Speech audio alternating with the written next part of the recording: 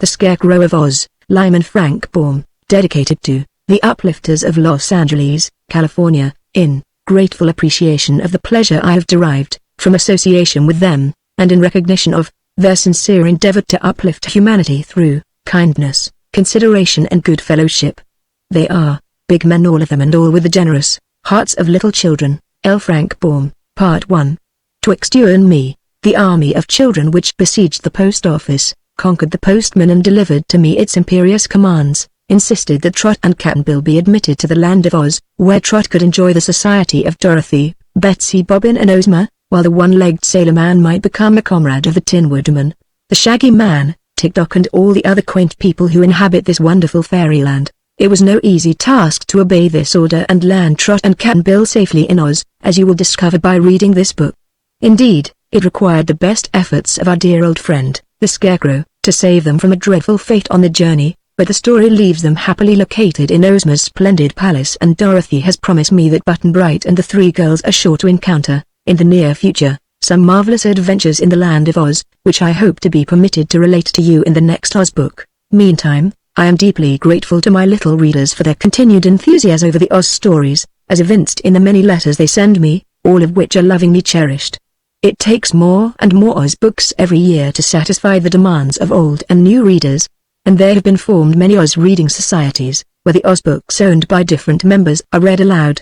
All this is very gratifying to me and encourages me to write more stories. When the children have had enough of them, I hope they will let me know, and then I'll try to write something different. L. Frank Baum, Royal Historian of Oz, Ascot, at Hollywood, in California, 1915, Part 2. The Scarecrow of Oz, Chapter 1. The Great Whirlpool. Seems to me, said Cap'n Bill, as he sat beside Trot under the big acacia tree, looking out over the blue ocean, seems to me, Trot, as how the more we know, the more we find we don't know. I can't quite make that out, Cap'n Bill, answered the little girl in a serious voice, after a moment's thought, during which her eyes followed those of the old sailor man across the glassy surface of the sea. Seems to me that all we learn is just so much gained. I know, it looks that way at first sight, said the sailor, nodding his head, but those as knows the least have a habit of thinking they know all there is to know, while them as knows the most admits what a terrible big world this is. It's the knowing ones that realize one lifetime ain't long enough to get more a few dips so the oars of knowledge. Trot didn't answer. She was a very little girl, with big, solemn eyes and an earnest, simple manner. Cap'n Bill had been her faithful companion for years and had taught her almost everything she knew. He was a wonderful man, this Cap'n Bill. Not so very old, although his hair was grizzled, what there was of it. Most of his head was bald as an egg and as shiny as oilcloth, and this made his big ears stick out in a funny way. His eyes had a gentle look and were pale blue in color, and his round face was rugged and bronzed. Cap'n Bill's left leg was missing, from the knee down, and that was why the sailor no longer sailed the seas. The wooden leg he wore was good enough to stump around with on land, or even to take Trot out for a row or a sail on the ocean. But when it came to running up aloft or performing active duties on shipboard, the old sailor was not equal to the task. The loss of his leg had ruined his career, and the old sailor found comfort in devoting himself to the education and companionship of the little girl. The accident to Cap'n Bill's leg bad happened at about the time Trot was born, and ever since that he had lived with Trot's mother as a starboarder, having enough money saved up to pay for his weekly keep. He loved the baby and often held her on his lap. Her first ride was on Cap'n Bill's shoulders, for she had no baby carriage, and when she began to toddle around, the child and the sailor became close comrades and enjoyed many strange adventures together. It is said the fairies had been present at Trot's birth and had marked her forehead with their invisible mystic signs, so that she was able to see and do many wonderful things. The acacia tree was on top of a high bluff, but a path ran down the bank in a zigzag way to the water's edge, where Cap'n Bill's boat was moored to a rock by means of a stout cable. It had been a hot, sultry afternoon, with scarcely a breath of air stirring, so Cap'n Bill and Trot had been quietly sitting beneath the shade of the tree, waiting for the sun to get low enough for them to take a row. They had decided to visit one of the great caves which the waves had washed out of the rocky coast during many years of steady effort. The caves were a source of continual delight to both the girl and the sailor, who loved to explore their awesome depths. I believe, Cap'n, remarked Trot, at last, that it's time for us to start. The old man cast a shrewd glance at the sky, the sea and the motionless boat. Then he shook his head. Maybe it's time, Trot, he answered, but I don't like the looks of things this afternoon. What's wrong? She asked wonderingly. Can't say as to that. Things is too quiet to suit me, that's all. No breeze, not a ripple atop the water, nary a gully flyin' anywhere, and the end no the hottest day o' the year. I ain't no weather prophet, Trot, but any sailor would know the signs is ominous. There's nothing wrong that I can see, said Trot. If there was a cloud in the sky even as big as my thumb, we might worry about it, but... Look, Can, the sky is as clear as can be. He looked again and nodded. Perhaps we can make the cave. All right, he agreed, not wishing to disappoint her. It's only a little way out, and we'll be on the watch, so come along, Trot. Together they descended the winding path to the beach. It was no trouble for the girl to keep her footing on the steep way, but Cap'n Bill, because of his wooden leg, had to hold onto rocks and roots now and then to save himself from tumbling. On a level path he was as spry as anyone, but to climb uphill or down required some care. They reached the boat safely, and while Trot was untying the rope, Cap'n Bill reached into a crevice of the rock and drew out several tallow candles and a box of wax matches, which he thrust into the capacious pockets of his sou'wester. This sou'wester was a short coat of oilskin which the old sailor wore on all occasions, when he wore a coat at all, and the pockets always contained a variety of objects, useful and ornamental, which made even Trot wonder where they all came from and why Cap'n Bill should treasure them. The jackknives, a big one and a little one. The bits of cord, the fishhooks, the nails. These were handy to have on certain occasions. But bits of shell, and tin boxes with unknown contents, buttons, pincers, bottles of curious stones and the like, seemed quite unnecessary to carry around. That was Cap'n Bill's business, however, and now that he added the candles and the matches to his collection, Trot made no comment, for she knew these last were to light their way through the caves. The sailor always rowed the boat, for he handled the oars with strength and skill. Trot sat in the stern and steered. The place where they embarked was a little bight or circular bay, and the boat cut across a much larger bay toward a distant headland where the caves were located, right at the water's edge. They were nearly a mile from shore and about halfway across the bay when Trot suddenly sat up straight and exclaimed, "What's that, Cap?" He stopped rowing and turned half around to look. "That, Trot," he slowly replied, "looks to me mighty like a whirlpool." "What makes it, Cap?" "A whirl in the air makes the whirl in the water. I was afraid as we'd meet with trouble, Trot. Things didn't look right. The air was too still." "It's coming closer," said the girl. The old man grabbed the oars and began rowing with all his strength. "'Tain't comin' closer to us, Trot," he gasped. "It's we that are comin' closer to the whirlpool. The thing is drawing us to it like a magnet." Trot's sun-bronzed face was a little paler as she grasped the tiller firmly and tried to steer the boat away, but she said not a word to indicate fear. The swirl of the water as they came nearer made a roaring sound that was fearful to listen to. So fierce and powerful was the whirlpool that it drew the surface of the sea into the form of a great basin, slanting downward toward the center, where a big hole had been made in the ocean, a hole with walls of water that were kept in place by the rapid whirling of the air.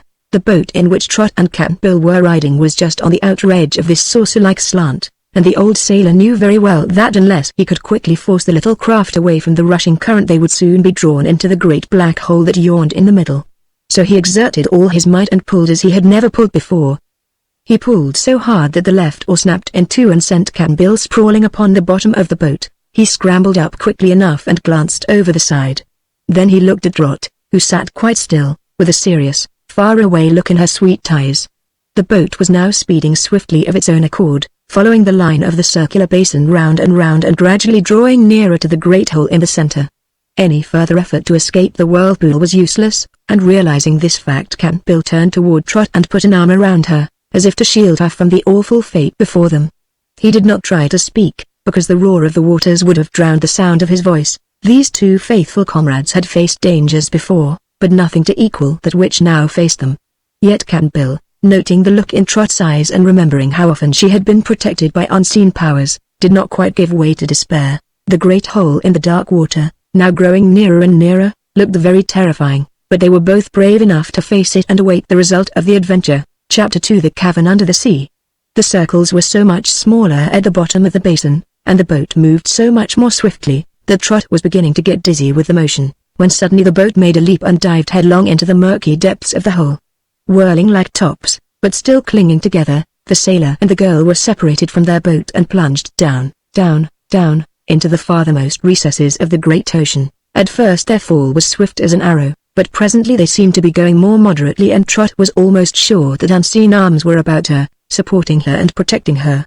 She could see nothing, because the water filled her eyes and blurred her vision, but she clung fast to Cap'n Bill's sou'wester, while other arms clung fast to her, and so they gradually sank down and down until a full stop was made, when they began to ascend again, but it seemed to Trot that they were not rising straight to the surface from where they had come. The water was no longer whirling them and they seemed to be drawn in a slanting direction through still, cool ocean depths. And then, in much quicker time than I have told it, up they popped to the surface and were cast at full length upon a sandy beach, where they lay choking and gasping for breath and wondering what had happened to them. Trot was the first to recover. Disengaging herself from Cap'n Bill's wet embrace and sitting up, she rubbed the water from her eyes and then looked around her. A soft, bluish-green glow lighted the place, which seemed to be a sort of cavern, for above and on either side of her were rugged rocks. They had been cast upon a beach of clear sand, which slanted upward from the pool of water at their feet, a pool which doubtless led into the big ocean that fed it. Above the reach of the waves of the pool were more rocks, and still more and more, into the dim windings and recesses of which the glowing light from the water did not penetrate. The place looked grim and lonely, but Trot was thankful that she was still alive and had suffered no severe injury during her trying adventure underwater. At her side Cap'n Bill was sputtering and coughing, trying to get rid of the water he had swallowed. Both of them were soaked through, yet the cavern was warm and comfortable and a wetting did not dismay the little girl in the least. She crawled up the slant of sand and gathered in her hand a bunch of dried seaweed, with which she mopped the face of Cap'n Bill and cleared the water from his eyes and ears. Presently the old man sat up and stared at her intently. Then he nodded his bald head 3 times and said in a gurgling voice, "Mighty good, Trot, mighty good. We didn't reach Davy Jones's locker the time, did we? Though why we didn't, and why we're here, is more'n I can make out." "Take it easy, Cap'n," she replied. "We're safe enough, I guess, at least for the time being." He squeezed the water out of the bottoms of his loose trousers and felt of his wooden leg and arms and head, and finding he had brought all of his person with him he gathered courage to examine closely their surroundings. "Where d'ye think we are, Trot?" he presently asked. "Can't say, Cap'n. Perhaps in one of our caves." He shook his head. "No," said he, "I don't think that, at all. The distance we came up didn't seem half as far as the distance we went down, and you'll notice there ain't any outside entrance to this cavern whatever. It's a regular dome over this pool o' water, and unless there's some passage at the back, up yonder, we're fast prisoners." Trot looked thoughtfully over her shoulder. "When we're rested," she said, "we will crawl up there and see if there's a way to get out." Cap'n Bill reached in the pocket of his oilskin coat and took out his pipe. It was still dry, for he kept it in an oilskin pouch with his tobacco. His matches were in a tight tin box, so in a few moments the old sailor was smoking contentedly. Trot knew it helped him to think when he was in any difficulty. Also, the pipe did much to restore the old sailor's composure, after his long ducking and his terrible fright, a fright that was more on Trot's account than his own. The sand was dry where they sat, and soaked up the water that dripped from their clothing. When Trot had squeezed the wet out of her hair she began to feel much like her old self again. By and by they got upon their feet and crept up the incline to the scattered boulders above. Some of these were of huge size, but by passing between some and around others, they were able to reach the extreme rear of the cavern. "Yes," said Trot, with interest, "here's a round hole, and it's black as night inside it," remarked Cap'n Bill. "Just the same," answered the girl, "we ought to explore it, and see where it goes, 'cause it's the only possible way we can get out of this place." Cap'n Bill eyed the hole doubtfully. "It may be a way out here, Trot," he said, "but it may be a way into a far worse place than this. I'm not sure, but our best plan is to stay right here." Trot wasn't sure, either, when she thought of it in that light. After a while she made her way back to the sands again, and Cap'n Bill followed her. As they sat down, the child looked thoughtfully at the sailor's bulging pockets. "How much food have we got, Cap?" she asked. "Half a dozen ship's biscuits and a hunk o' cheese," he replied. "Want some now, Trot?" She shook her head, saying, "That ought to keep us alive 'bout 3 days if we're careful of it." "Longer'n that, Trot," said Cap'n Bill, but his voice was a little troubled and unsteady. "But if we stay here we're bound to starve in time," continued the girl, "while if we go into the dark hole, some things are more hard to face than starvation," said the sailorman, gravely.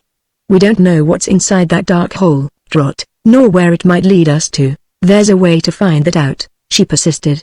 Instead of replying, Cap'n Bill began searching in his pockets. He soon drew out a little package of fish hooks and a long line. Trot watched him join them together. Then he crept a little way up the slope and turned over a big rock. 2 or 3 small crabs began scurrying away over the sands, and the old sailor caught them and put one on his hook and the others in his pocket. Coming back to the pool, he swung the hook over his shoulder and circled it around his head and cast it nearly into the center of the water, where he allowed it to sink gradually, paying out the line as far as it would go.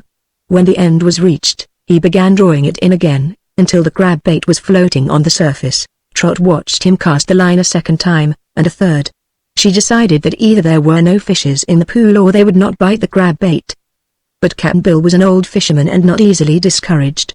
When the crab got away, he put another on the hook. When the crabs were all gone, he climbed up the rocks and found some more. Meantime Trot tired of watching him and lay down upon the sands, where she fell fast asleep. During the next 2 hours her clothing dried completely, as did that of the old sailor. They were both so used to salt water that there was no danger of taking cold. Finally the little girl was wakened by a splash beside her and a grunt of satisfaction from Cap'n Bill. She opened her eyes to find that the captain had landed a silver-scaled fish weighing about 2 pounds. This cheered her considerably and she hurried to scrape together a heap of seaweed, while Cap'n Bill cut up the fish with his jackknife and got it ready for cooking. They had cooked fish with seaweed before. Cap'n Bill wrapped his fish in some of the weed and dipped it in the water to dampen it. Then he lighted a match and set fire to Trot's heap, which speedily burned down to a glowing bed of ashes. Then they laid the wrapped fish on the ashes, covered it with more seaweed, and allowed this to catch fire and burn to embers.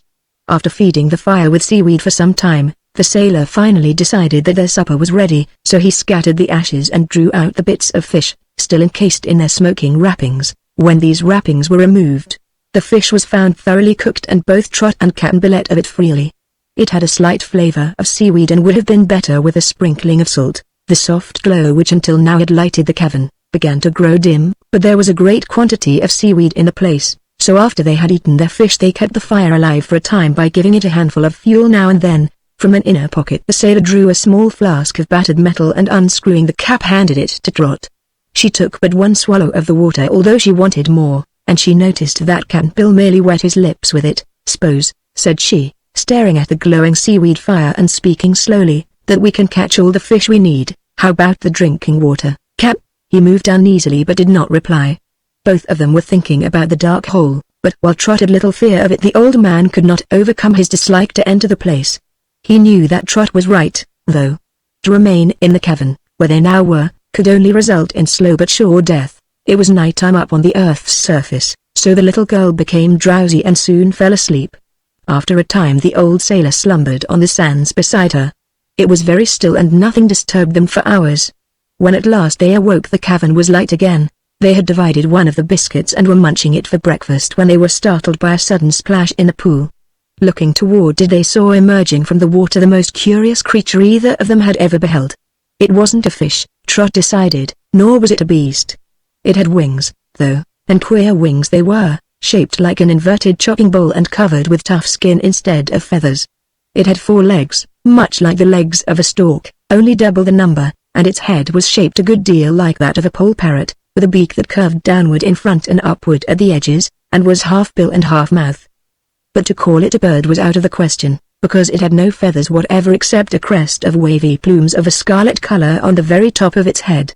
The strange creature must have weighed as much as Cap'n Bill, and as it floundered and struggled to get out of the water to the sandy beach it was so big and unusual that both Trot and her companion stared at it in wonder that was not unmixed with fear. Chapter 3 The Orc. The eyes that regarded them, as the creature stood dripping before them, were bright and mild in expression, and the queer addition to their party made no attempt to attack them and seemed quite as surprised by the meeting as they were. "I wonder," whispered Trot, "what it is." "Who, me?" exclaimed the creature in a shrill, high-pitched voice. "Why, I'm an orc." "Oh," said the girl. "But what is an orc?" "I am," he repeated, a little proudly, as he shook the water from his funny wings, "and if ever an orc was glad to be out of the water and on dry land again, you can be mighty sure that I'm that a special, individual orc." "Have you been in the water long?" inquired Cap'n Bill, thinking it only polite to show an interest in the strange creature. "Why, this last ducking was about 10 minutes, I believe, and that's about 9 minutes and 60 seconds too long for comfort," was the reply. "But last night I was in an awful pickle, I assure you. The whirlpool caught me, and—" "Oh, were you in the whirlpool, too?" asked Trot eagerly. He gave her a glance that was somewhat reproachful. I believe I was mentioning the fact, young lady, when your desire to talk interrupted me," said the orc. "I am not usually careless in my actions, but that whirlpool was so busy yesterday that I thought I'd see what mischief it was up to.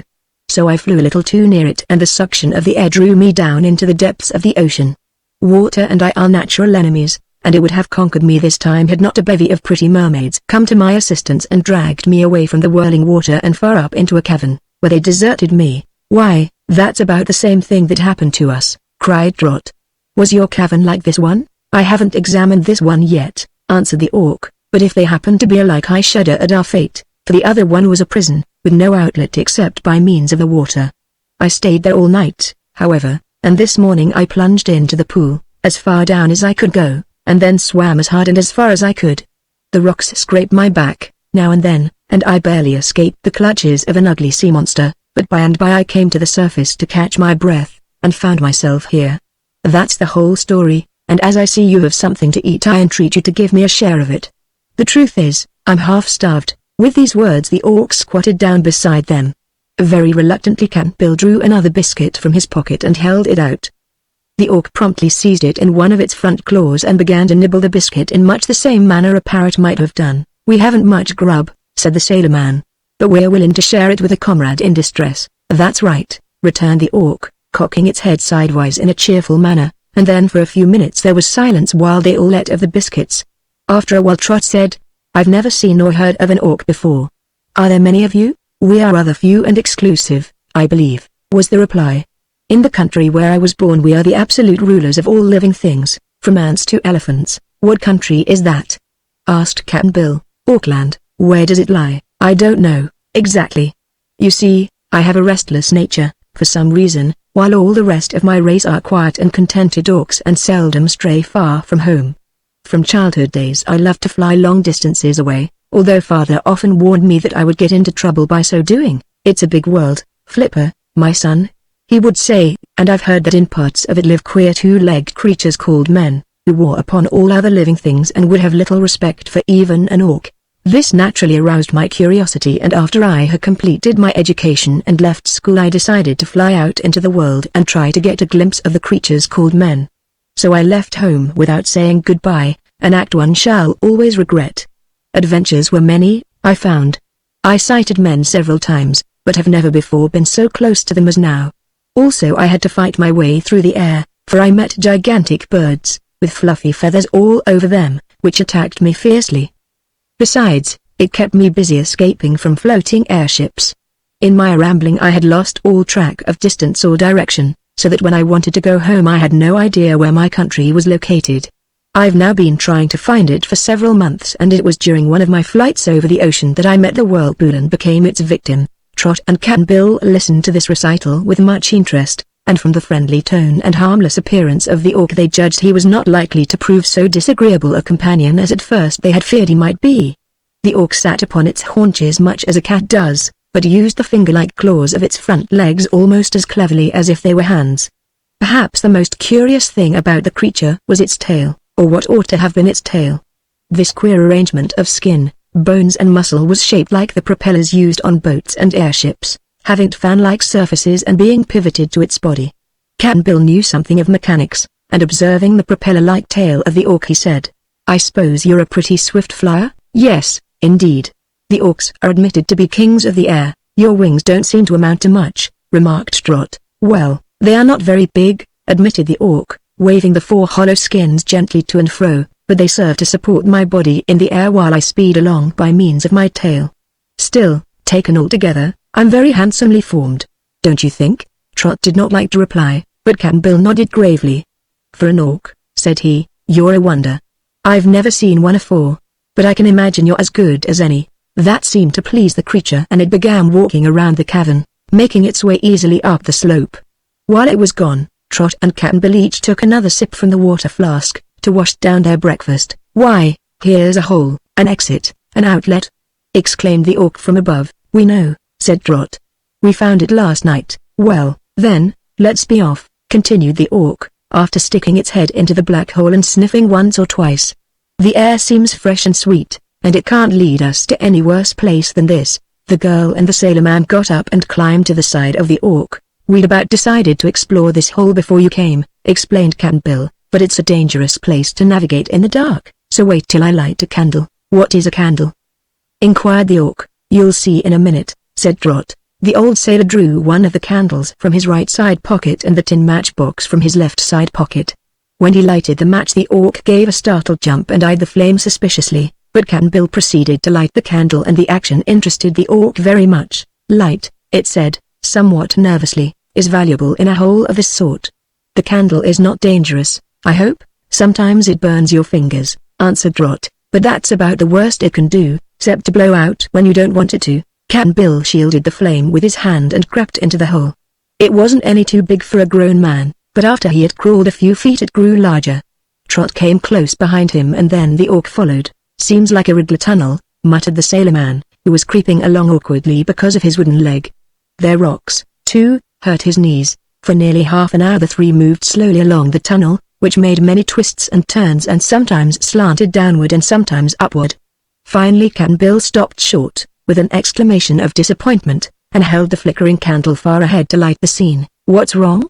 demanded Trot, who could see nothing because the sailor's form completely filled the hole. "Why, we've come to the end of our travels, I guess," he replied. "Is the hole blocked?" inquired the orc. "No, it's worse nor that," replied Cap'n Bill sadly. "I'm on the edge of a precipice. Wait a minute and I'll move along and let you see for yourselves. Be careful, Trot, not to fall." Then he crept forward a little and moved to one side, holding the candle so that the girl could see to follow him. The orc came next and now all three knelt on a narrow ledge of rock which dropped straight away and left a huge black space which the tiny flame of the candle could not illuminate. Said the orc, peering over the edge. "This doesn't look very promising, I'll admit. But let me take your candle, and I'll fly down and see what's below us." "Aren't you afraid?" asked Trot. "Certainly I'm afraid," responded the orc. "But if we intend to escape we can't stay on this shelf forever. So, as I notice you poor creatures cannot fly, it is my duty to explore the place for you." Cap'n Bill handed the orc the candle, which had now burned to about half its length. The orc took it in one claw rather cautiously and then tipped its body forward and slipped over the edge. They heard a queer buzzing sound, as the tail revolved, and a brisk flapping of the peculiar wings, but they were more interested just then in following with their eyes the tiny speck of light which marked the location of the candle. This light first made a great circle, then dropped slowly downward and suddenly was extinguished, leaving everything before them black as ink. "Hi, there! How did that happen?" cried the orc. "It blew out, I guess," shouted Cap'n Bill. "Fetch it here." "I can't see where you are," said the orc. So Cap'n Bill got out another candle and lighted it, and its flame enabled the orc to fly back to them. It alighted on the edge and held out the bit of candle. "What made it stop burning?" asked the creature. "The wind," said Trot. "You must be more careful, this time." "What's the place like?" inquired Cap'n Bill. "I don't know, yet. But there must be a bottom to it, so I'll try to find it." With this the orc started out again and this time sank downward more slowly. Down, down, down it went, till the candle was a mere spark, and then it headed away to the left and Trot and Cap'n Bill lost all sight of it. In a few minutes, however, they saw the spark of light again, and as the sailor still held the second lighted candle the orc made straight toward them. It was only a few yards distant when suddenly it dropped the candle with a cry of pain and next moment alighted, fluttering wildly, upon the rocky ledge. "What's the matter?" asked Trot. "It bit me," wailed the orc. "I don't like your candles." "The thing began to disappear slowly as soon as I took it in my claw, and it grew smaller and smaller until just now it turned and bit me. A most unfriendly thing to do." Oh, ouch, what a bite." "That's the nature of candles, I'm sorry to say," explained Cap'n Bill, with a grin. "You have to handle 'em mighty careful. But tell us, what did you find down there?" "I found a way to continue our journey," said the orc, nursing tenderly the claw which had been burned. "Just below us is a great lake of black water, which looked so cold and wicked that it made me shudder, but away at the left there's a big tunnel, which we can easily walk through. I don't know where it leads to, of course, but we must follow it and find out." "Why, we can't get to it," protested the little girl. "We can't fly, as you do, you must remember." "No, that's true," replied the orc musingly. "Your bodies are built very poorly, it seems to me, since all you can do is crawl upon the earth's surface. But you may ride upon my back, and in that way I can promise you a safe journey to the tunnel. Are you strong enough to carry us?"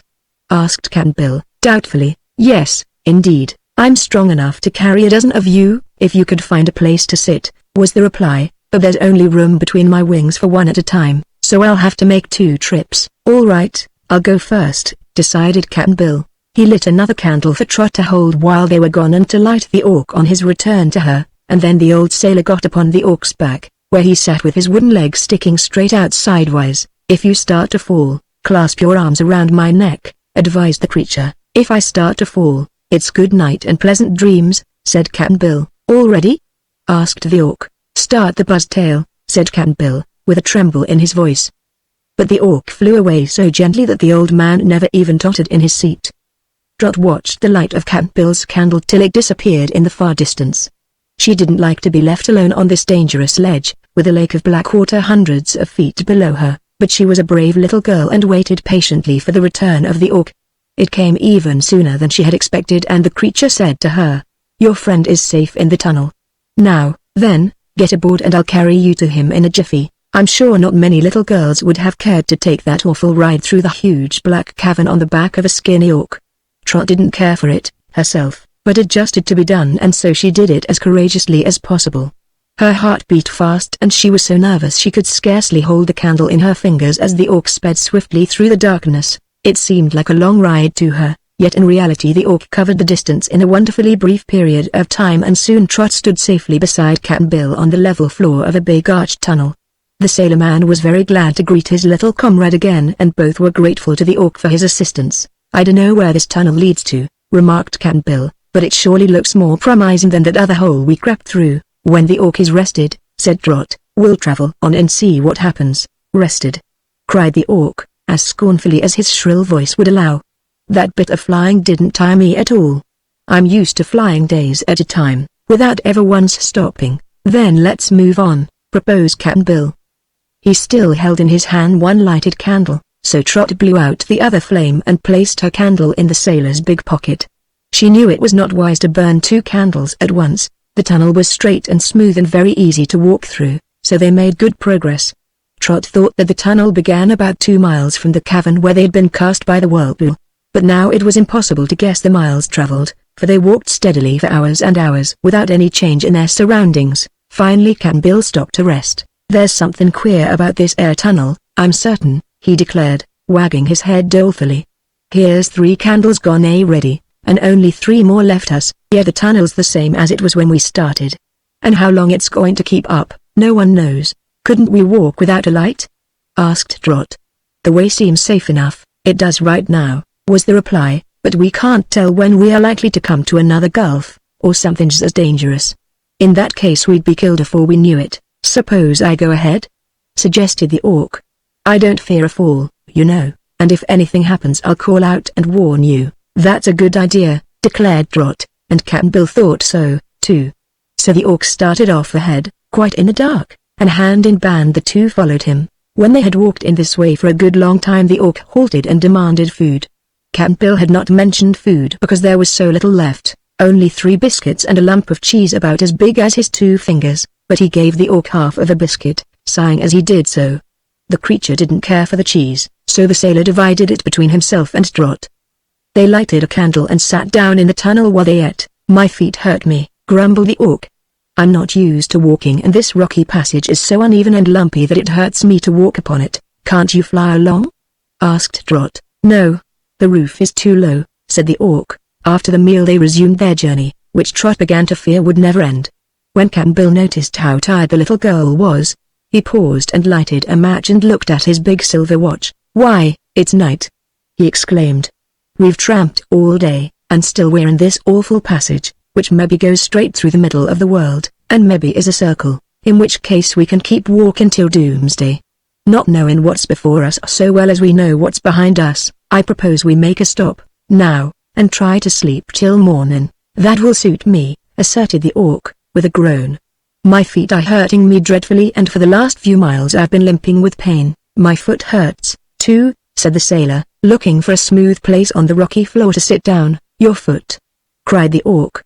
"Why, you've only one to hurt you, while I have 4. So I suffer 4 times as much as you possibly can. Here, hold the candle while I look at the bottoms of my claws. I declare, he said, examining them by the flickering light. "There are bunches of pain all over them." "Paps," said Trot, who was very glad to sit down beside her companions. "You've got corns." "Corns? Nonsense. Orcs never have corns," protested the creature, rubbing its sore feet tenderly. "Then maybe there, what do you call Cap'n Bill?"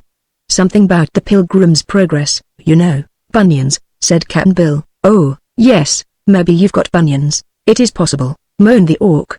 "But whatever they are, another day of such walking on them would drive me crazy." "I'm sure they'll feel better by morning," said Cap'n Bill, encouragingly. "Go to sleep and try to forget your sore feet." The orc cast a reproachful look at the sailor-man, who didn't see it. Then the creature asked plaintively, "Do we eat now, or do we starve?" "There's only half a biscuit left for you," answered Cap'n Bill. "No one knows how long we'll have to stay in this dark tunnel, where there's nothing whatever to eat, so I advise you to save that morsel of food till later." "Give it me now," demanded the orc. "If I'm going to starve, I'll do it all at once, not by degrees." Cap'n Bill produced the biscuit and the creature ate it in a trice. Trot was rather hungry and whispered to Cap'n Bill that she'd take part of her share, but the old man secretly broke his own half-biscuit in two, saving Trot's share for a time of greater need. He was beginning to be worried over the little girl's plight, and long after she was asleep and the orc was snoring in a rather disagreeable manner, Cap'n Bill sat with his back to a rock and smoked his pipe and tried to think of some way to escape from this seemingly endless tunnel. But after a time he also slept, for hobbling on a wooden leg all day was tiresome, and there in the dark slumbered the three adventurers for many hours, until the orc roused itself and kicked the old sailor with one foot. "It must be another day," said he. Chapter 4. Daylight at last. Cap'n Bill rubbed his eyes, lit a match and consulted his watch. 9 o'clock. "Yes, I guess it's another day, sure enough. Shall we go on?" he asked. "Of course," replied the orc. "Unless this tunnel is different from everything else in the world, and has no end, we'll find a way out of it sooner or later." The sailor gently wakened Trot. She felt much rested by her long sleep and sprang to her feet eagerly. "Let's start, Cap'n," was all she said. They resumed the journey and had only taken a few steps when the orc cried "Wow!" and made a great fluttering of its wings and whirling of its tail. The others, who were following a short distance behind, stopped abruptly. "What's the matter?" asked Cap'n Bill. "Give us a light," was the reply. "I think we've come to the end of the tunnel." Then, while Cap'n Bill lighted a candle, the creature added, "If that is true, we needn't have wakened so soon, for we were almost at the end of this place when we went to sleep." The sailor-man and Trot came forward with a light. A wall of rock really faced the tunnel, but now they saw that the opening made a sharp turn to the left. So they followed on, by a narrower passage, and then made another sharp turn, this time to the right. "Blow out the light, Cap'n," said the orc, in a pleased voice. "We've struck daylight at last."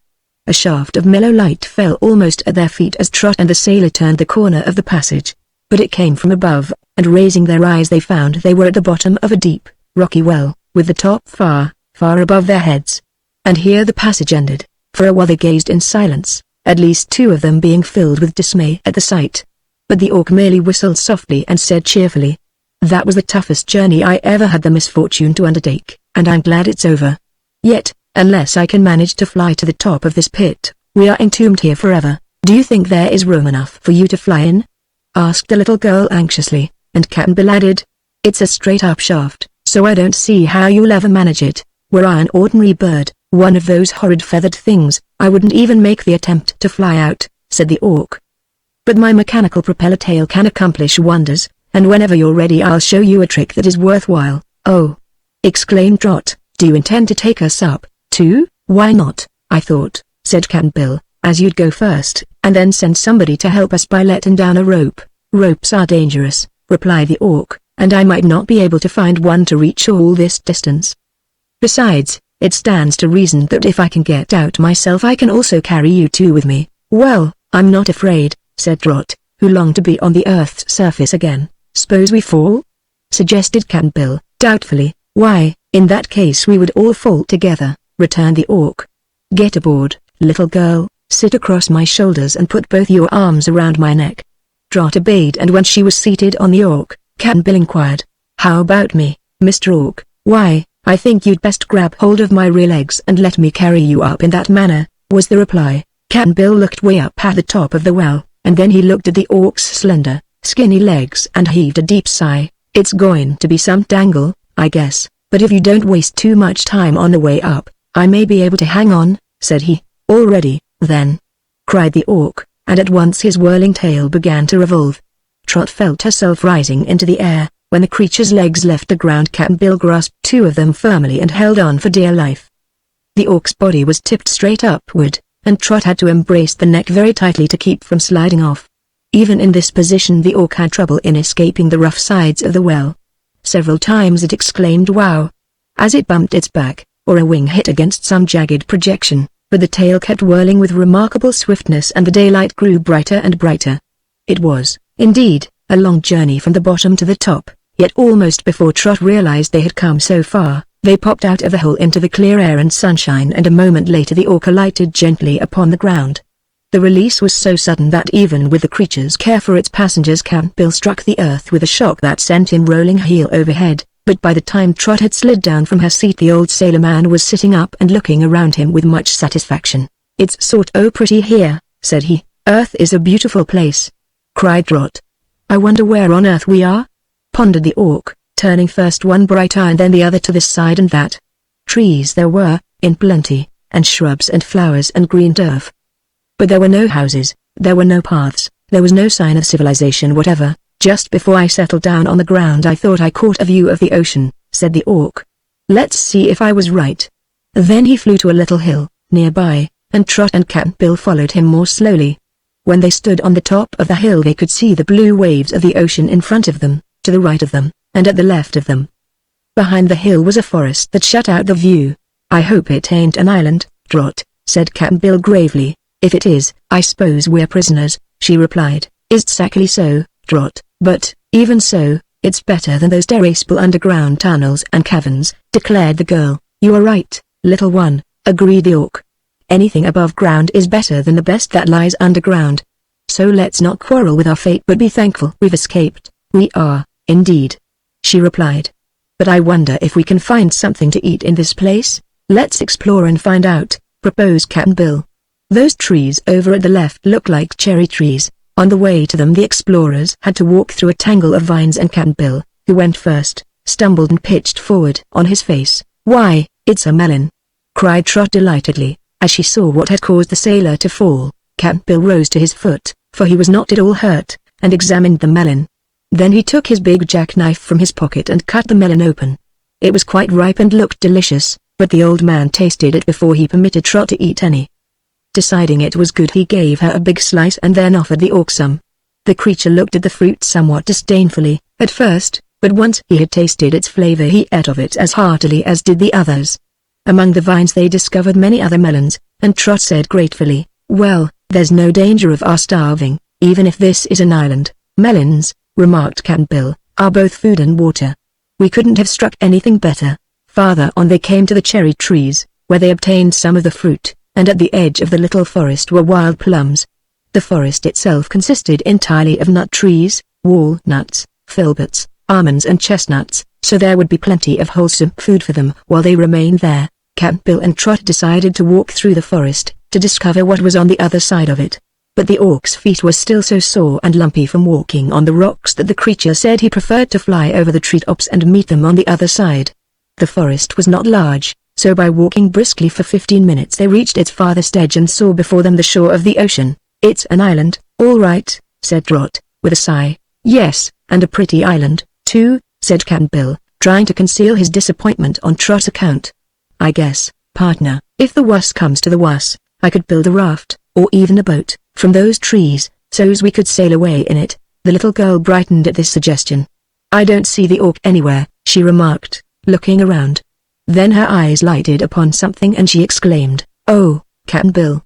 Isn't that a house, over there to the left?" Cap'n Bill, looking closely, saw a shed-like structure built at one edge of the forest. "Seems like it, Trot. Not that I'd call it much of a house, but it's a building, all right. Let's go over and see if it's occupied." Chapter 5 The Little Old Man of the Island. A few steps brought them to the shed, which was merely a roof of boughs built over a square space, with some branches of trees fastened to the sides to keep off the wind. The front was quite open and faced the sea, and as our friends came nearer they observed a little man, with a long pointed beard, sitting motionless on a stool and staring thoughtfully out over the water. "Get out of the way, please," he called in a fretful voice. Can't you see you are obstructing my view? Good morning, said Cap'n Bill, politely. It isn't a good morning, snapped the little man. I've seen plenty of mornings better than this. Do you call it a good morning when I'm pestered with such a crowd as you? Trot was astonished to hear such words from a stranger whom they had greeted quite properly, and Cap'n Bill grew red at the little man's rudeness. But the sailor said, in a quiet tone of voice, "Are you the only one as lives on this air island? Your grammar's bad," was the reply. "But this is my own exclusive island, and I'll thank you to get off it as soon as possible." "We'd like to do that," said Trot, and then she and Cap'n Bill turned away and walked down to the shore, to see if any other land was in sight. The little man rose and followed them, although both were now too provoked to pay any attention to him. "Nothing in sight, partner," reported Cap'n Bill, shading his eyes with his hand, "so we'll have to stay here for a time, anyhow." "It isn't a bad place, Trot, by any means, that's all you know about it," broke in the little man. "The trees are altogether too green and the rocks are harder than they ought to be. I find the sand very grainy and the water dreadfully wet. Every breeze makes a draught and the sun shines in the daytime, when there's no need of it, and disappears just as soon as it begins to get dark. If you remain here you'll find the island very unsatisfactory." Trot turned to look at him, and her sweet face was grave and curious. "I wonder who you are," she said. "My name is Possum," said he, with an air of pride.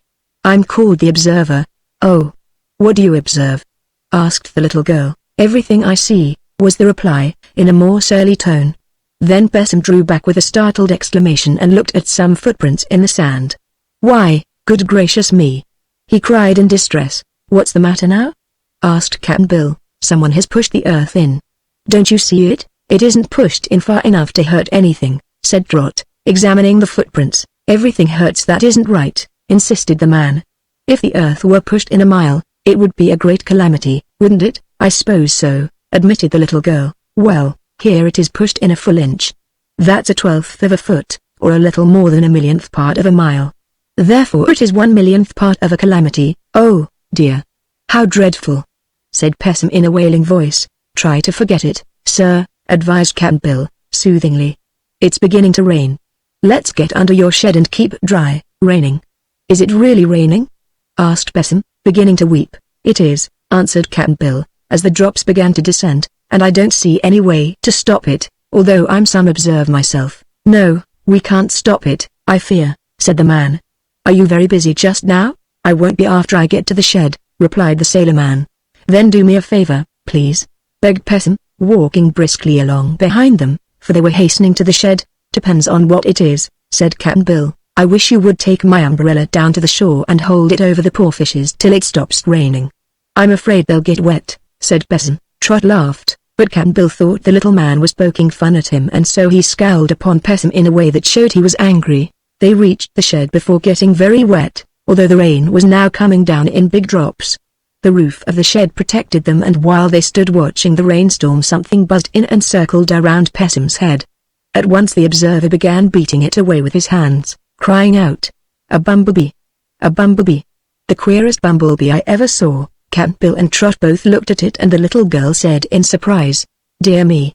It's a wee little auk." "That's what it is, sure enough," exclaimed Cap'n Bill. "Really, it wasn't much bigger than a big bumblebee, and when it came toward Trot she allowed it to alight on her shoulder. "It's me, all right," said a very small voice in her ear.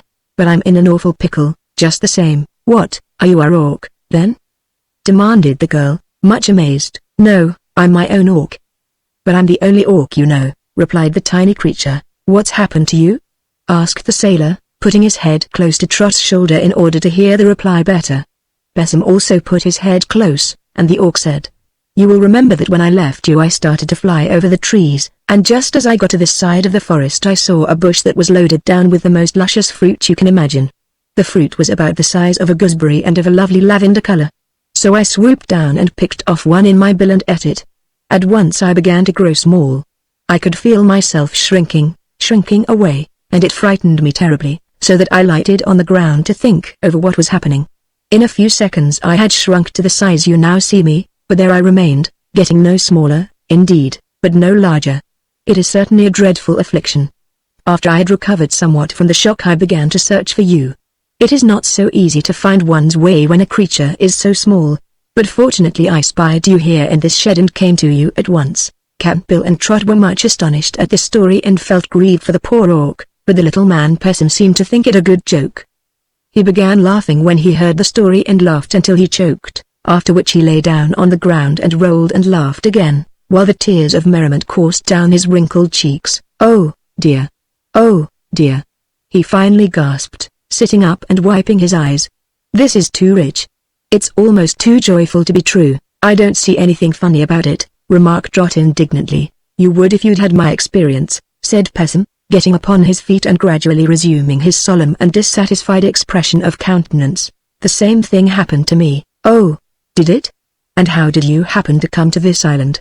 asked the girl. "I didn't come, the neighbors brought me," replied the little man, with a frown at the recollection. "They said I was quarrelsome and fault-finding and blamed me because I told them all the things that went wrong, or never were right, and because I told them how things ought to be. So they brought me here and left me all alone, saying that if I quarreled with myself, no one else would be made unhappy. Absurd, wasn't it? Seems to me," said Cap'n Bill, "those neighbors did the proper thing." "Well," resumed Pessim, "when I found myself king of this island I was obliged to live upon fruits, and I found many fruits growing here that I had never seen before. I tasted several and found them good and wholesome. But one day I ate a lavender berry, as the orc did, and immediately I grew so small that I was scarcely 2 inches high. It was a very unpleasant condition, and like the orc I became frightened. I could not walk very well nor very far, for every lump of earth in my way seemed a mountain, every blade of grass a tree and every grain of sand a rocky boulder. For several days I stumbled around in an agony of fear. Once a tree toad nearly gobbled me up, and if I ran out from the shelter of the bushes the gulls and cormorants swooped down upon me. Finally I decided to eat another berry and become nothing at all, since life, to one as small as I was, has become a dreary nightmare. At last I found a small tree that I thought bore the same fruit as that I had eaten. The berry was dark purple instead of light lavender, but otherwise it was quite similar. Being unable to climb the tree, I was obliged to wait underneath it until a sharp breeze arose and shook the limb so that a berry fell. Instantly I seized it, and taking a last view of the world, as I then thought, I ate the berry in a twinkling. Then, to my surprise, I began to grow big again, until I became of my former stature, and so I have since remained. Needless to say, I have never eaten again of the lavender fruit, nor do any of the beasts or birds that live upon this island eat it." They had all three listened eagerly to this amazing tale, and when it was finished the orc exclaimed, "Do you think, then, that the deep purple berry is the antidote for the lavender one?" "I'm sure of it," answered Pessim. "Then lead me to the tree at once," begged the orc, "for this tiny form I now have terrifies me greatly." Pessim examined the orc closely. "You're ugly enough as you are," said he. "Were you any larger you might be dangerous." "Oh, no," Trot assured him. "The orc has been our good friend. Please take us to the tree."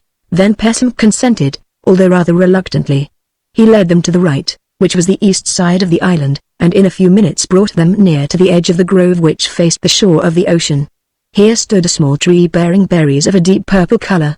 The fruit looked very enticing, and Cap'n Bill reached up and selected one that seemed especially plump and ripe. The orc had remained perched upon Trot's shoulder, but now it flew down to the ground. It was so difficult for Cap'n Bill to kneel down, with his wooden leg, that the little girl took the berry from him and held it close to the orc's head. "It's too big to go into my mouth," said the little creature, looking at the fruit sidewise. "You'll have to make several mouthfuls of it, I guess," said Trot, and that is what the orc did. He pecked at the soft, ripe fruit with his bill and ate it up very quickly, because it was good. Even before he had finished the berry they could see the orc begin to grow. In a few minutes he had regained his natural size and was strutting before them, quite delighted with his transformation. "Well, well, what do you think of me now?" he asked proudly. "You are very skinny and remarkably ugly," declared Pessim. "You are a poor judge of orcs," was the reply. "Anyone can see that I'm much handsomer than those dreadful things called birds, which are all fluff and feathers." "Their feathers make soft beds," asserted Pessim. "And my skin would make excellent drummerets," retorted the orc. "Nevertheless, a plucked bird or a skinned orc would be of no value to himself, so we needn't brag of our usefulness after we are dead. But for the sake of argument, friend Pessim, I'd like to know what good you would be, were you not alive?" "Never mind that," said Cap'n Bill.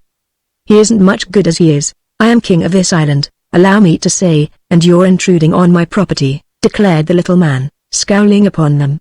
"If you don't like me, and I'm sure you don't, for no one else does, why don't you go away and leave me to myself?" Well, the orc can fly, but we can't, explained Trot, in answer. We don't want to stay here a bit, but I don't see how we can get away. You can go back into the hole you came from. Cap'n Bill shook his head. Trot shuddered at the thought. The orc laughed aloud. You may be king here, the creature said to Pessim, but we intend to run this island to suit ourselves, for we are 3 and you are 1, and the balance or power lies with us. The little man made no reply to this, although as they walked back to the shed his face wore its fiercest scowl. Cap'n Bill gathered a lot of leaves and, assisted by Trot, prepared 2 nice beds in opposite corners of the shed. Pessim slept in a hammock which he swung between 2 trees. They required no dishes, as all their food consisted of fruits and nuts picked from the trees. They made no fire, for the weather was warm and there was nothing to cook. The shed had no furniture other than the rude stool which the little man was accustomed to sit upon. He called it his throne and they let him keep it, so they lived upon the island for 3 days, and rested and ate to their heart's content. Still, they were not at all happy in this life because of Pessim. He continually found fault with them, and all that they did, and all their surroundings. He could see nothing good or admirable in all the world, and Trot soon came to understand why the little man's former neighbors had brought him to this island and left him there, all alone, so he could not annoy anyone. It was their misfortune that they had been led to this place by their adventures, for often they would have preferred the company of a wild beast to that of Pessim. On the 4th day a happy thought came to the orc. They had all been racking their brains for a possible way to leave the island, and discussing this or that method, without finding a plan that was practical. Cap'n Bill had said he could make a raft of the trees, big enough to float them all, but he had no tools except those 2 pocket knives and it was not possible to chop down tree with such small blades. And suppose we got afloat on the ocean, said Trot, where would we drift to, and how long would it take us to get there? Cap'n Bill was forced to admit he didn't know. The orc could fly away from the island any time it wished to, but the queer creature was loyal to his new friends and refused to leave them in such a lonely, forsaken place. It was when Trot urged him to go, on this 4th morning, that the orc had his happy thought. I will go, said he, if you 2 will agree to ride upon my back. We are too heavy, you might drop us, objected Cap'n Bill. Yes, you are rather heavy for a long journey, acknowledged the orc, but you might eat of those lavender berries and become so small that I could carry you with ease. This quaint suggestion startled Trot and she looked gravely at the speaker while she considered it, but Cap'n Bill gave a scornful snort and asked, what would become of us afterward? We wouldn't be much good if we were some 2 or 3 inches high. No, Mr. Orc, I'd rather stay here, as I am, than be a hop o' my thumb somewhere else. Why couldn't you take some of the dark purple berries along with you, to eat after we had reached our destination? Inquired the orc. Then you could grow big again whenever you pleased. Trot clapped her hands with delight. That's it, she exclaimed. Let's do it, Cap'n Bill. The old sailor did not like the idea at first, but he thought it over carefully and the more he thought the better it seemed. How could you manage to carry us, if we were so small? He asked. I could put you in a paper bag, and tie the bag around my neck. But we haven't a paper bag, objected Trot. The orc looked at her. There's your sunbonnet, it said presently, which is hollow in the middle and has 2 strings that you could tie around my neck. Trot took her off her sunbonnet and regarded it critically. Yes, it might easily hold both her and Cap'n Bill, after they had eaten the lavender berries and been reduced in size. She tied the strings around the orc's neck and the sunbonnet made a bag in which 2 tiny people might ride without danger of falling out. So she said, I believe we'll do it that way, Cap'n Bill groaned but could make no logical objection except that the plan seemed to him quite dangerous, and dangerous in more ways than one. I think so, myself, said Trot soberly. But nobody can stay alive without getting into danger sometimes, and danger doesn't mean getting hurt, it only means we might get hurt. So I guess we'll have to take the risk. Let's go and find the berries, said the orc. They said nothing to Pessim, who was sitting on his stool and scowling dismally as he stared at the ocean, but started at once to seek the trees that bore the magic fruits.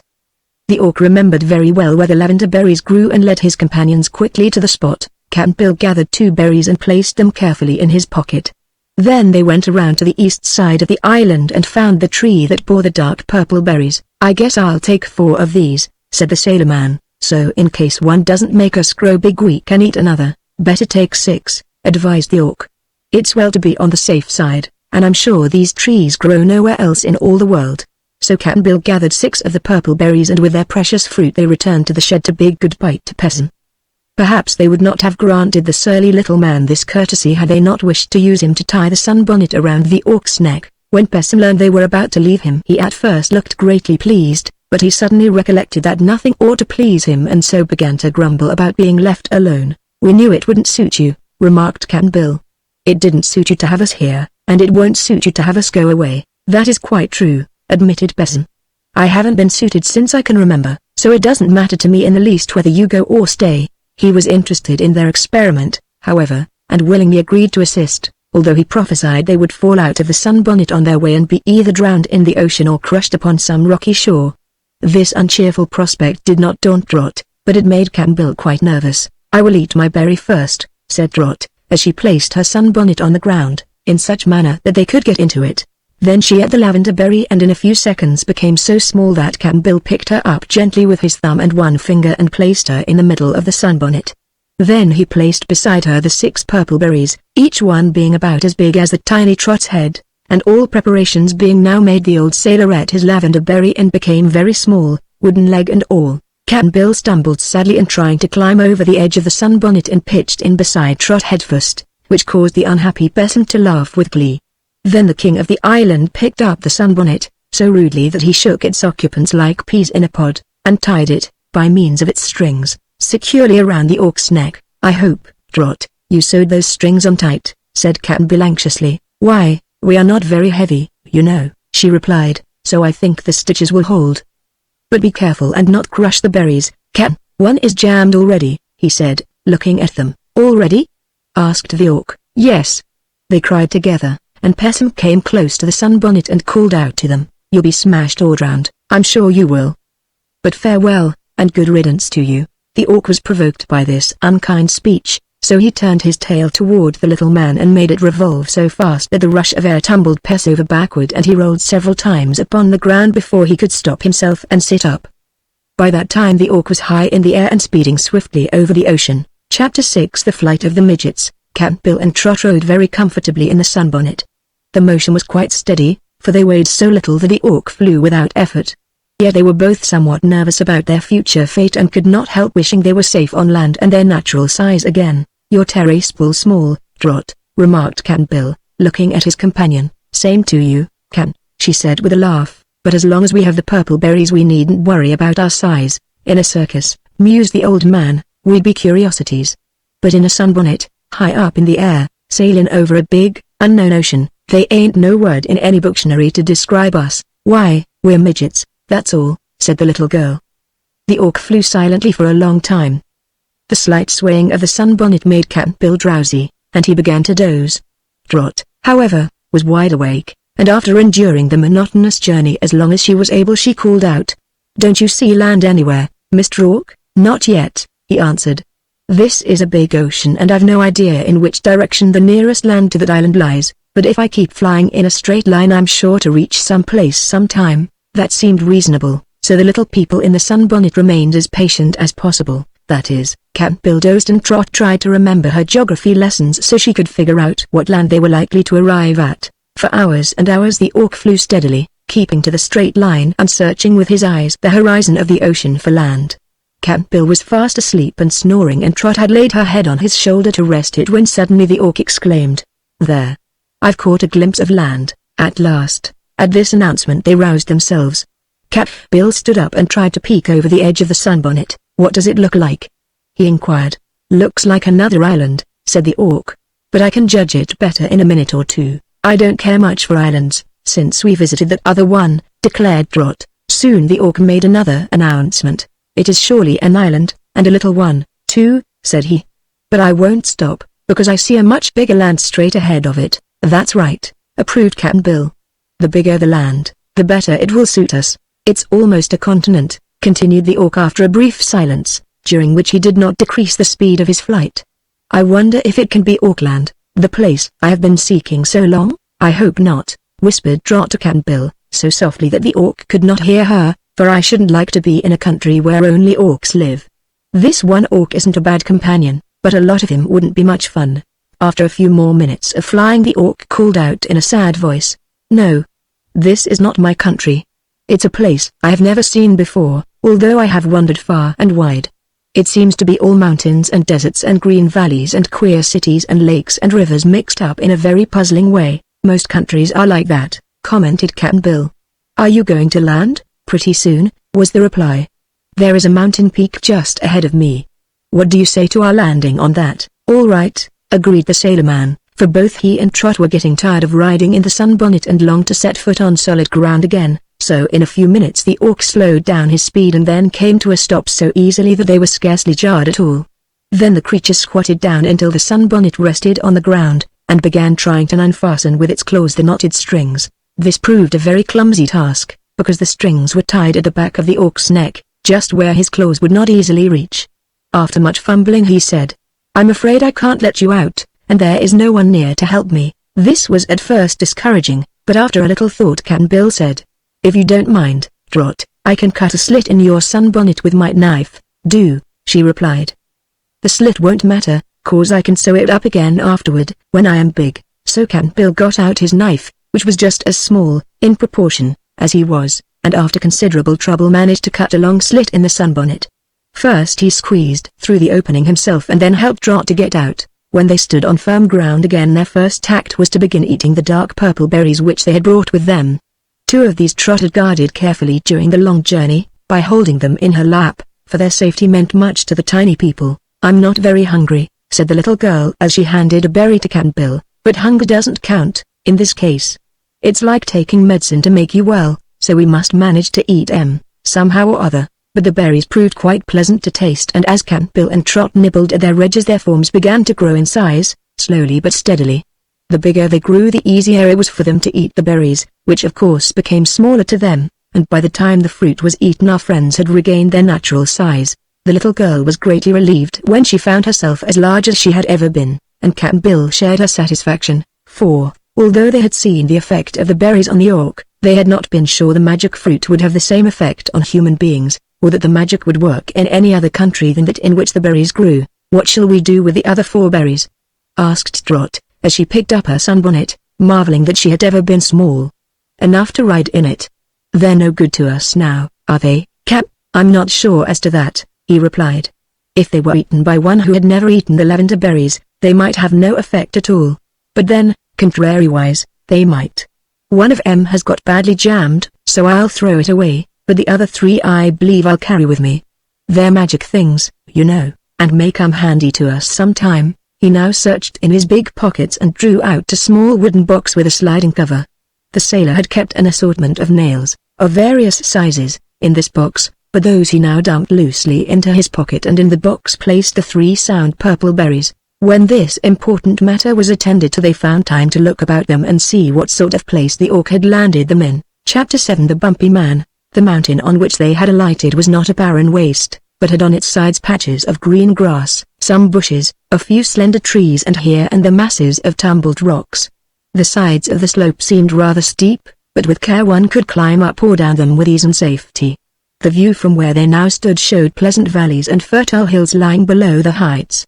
Trot thought she saw some houses of queer shapes scattered about the lower landscape, and there were moving dots that might be people or animals, yet were too far away for her to see them clearly. Not far from the place where they stood was the top of the mountain, which seemed to be flat, so the orc proposed to his companions that he would fly up and see what was there. "That's a good idea," said Trot, "'cause it's getting toward evening and we'll have to find a place to sleep." The orc had not been gone more than a few minutes when they saw him appear on the edge of the top which was nearest them. "Come on up," he called. So Trot and Cap'n Bill began to ascend the steep slope and it did not take them long to reach the place where the orc awaited them. Their first view of the mountain top pleased them very much. It was a level space of wider extent than they had guessed and upon it grew grass of a brilliant green color. In the very center stood a house built of stone and very neatly constructed. No one was in sight, but smoke was coming from the chimney, so with one accord all 3 began walking toward the house. "I wonder," said Trot, "in what country we are, and if it's very far from my home in California." "Can't say as to that, partner," answered Cap'n Bill. "But I'm mighty certain we've come a long way since we struck that whirlpool." "Yes," she agreed, with a sigh, "it must be miles and miles." "Distance means nothing," said the orc. "I have flown pretty much all over the world, trying to find my home, and it is astonishing how many little countries there are, hidden away in the cracks and corners of this big globe of Earth. If one travels, he may find some new country at every turn, and a good many of them have never yet been put upon the maps. Perhaps this is one of them," suggested Trot. They reached the house after a brisk walk and Cap'n Bill knocked upon the door. It was at once opened by a rugged-looking man who had bumps all over him, as Trot afterward declared. There were bumps on his head, bumps on his body and bumps on his arms and legs and hands. Even his fingers had bumps on the ends of them. For dress he wore an old grey suit of fantastic design, which fitted him very badly because of the bumps it covered but could not conceal. But the bumpy man's eyes were kind and twinkling in expression, and as soon as he saw his visitors he bowed low and said in a rather bumpy voice, "Happy day. Come in and shut the door, for it grows cool when the sun goes down. Winter is now upon us." "Why, it isn't cold a bit outside," said Trot, "so it can't be winter yet." "You will change your mind about that in a little while," declared the bumpy man. "My bumps always tell me the state of the weather, and they feel just now as if a snowstorm was coming this way. But make yourselves at home, strangers. Supper is nearly ready and there is food enough for all." Inside the house there was but one large room, simply but comfortably furnished. It had benches, a table and a fireplace, all made of stone. On the hearth a pot was bubbling and steaming, and Trot thought it had a rather nice smell. The visitors seated themselves upon the benches, except the Orc, which squatted by the fireplace, and the bumpy man began stirring the kettle briskly. "May I ask what country this is, sir?" inquired Cap'n Bill. "Goodness me, fruit cake and apple sauce. Don't you know where you are?" asked the bumpy man, as he stopped stirring and looked at the speaker in surprise. "No," admitted Cap'n Bill. "We've just arrived." "Lost your way?" questioned the bumpy man. "Not exactly," said Cap'n Bill. "We didn't have any way to lose." "Ah," said the bumpy man, nodding his bumpy head. "This," he announced, in a solemn, impressive voice, "is the famous land of Mo." "Oh!" exclaimed the sailor and the girl, both in one breath. But, never having heard of the land of Mo, they were no wiser than before. "I thought that would startle you," remarked the bumpy man, well pleased, as he resumed his stirring. The Orc watched him a while in silence and then asked, "Who may you be?" "Me?" answered the bumpy man. "Haven't you heard of me? Gingerbread and lemon juice. I'm known, far and wide, as the Mountaineer." They all received this information in silence at first, for they were trying to think what he could mean. Finally Trot mustered up courage to ask, "What is a Mountaineer, please?" For answer the man turned round and faced them, waving the spoon with which he had been stirring the kettle, as he recited the following verses in a sing-song tone of voice. "Here's a mountain, hard of hearing, that's sad-hearted and needs cheering. So my duty is to listen to all sounds that nature makes. So the hill won't get uneasy dash, get to coughing, or get sneezy dash, for this monster bump, when frightened, is quite liable to quakes. You can hear a bell that's ringing. I can feel some people's singing.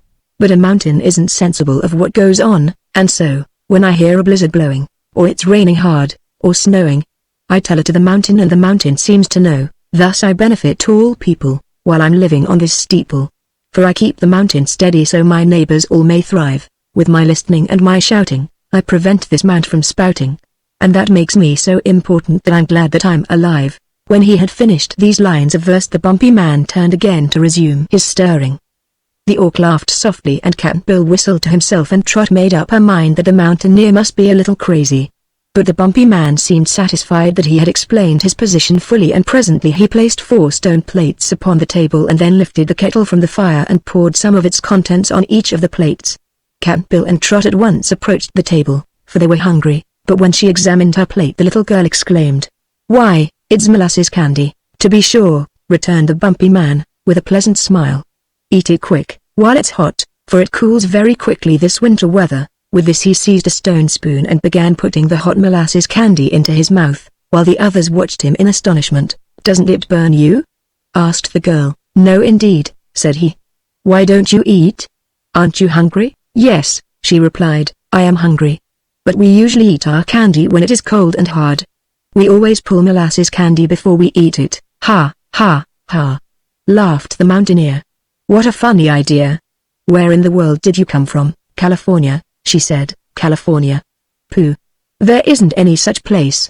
I've heard of every place in the land of Mo, but I never before heard of California." "It isn't in the land of Mo," she explained. "Then it isn't worth talking about," declared the bumpy man, helping himself again from the steaming kettle, for he had been eating all the time he talked. "For my part," sighed Cap'n Bill, "I'd like a decent square meal, once more, just by way of variety."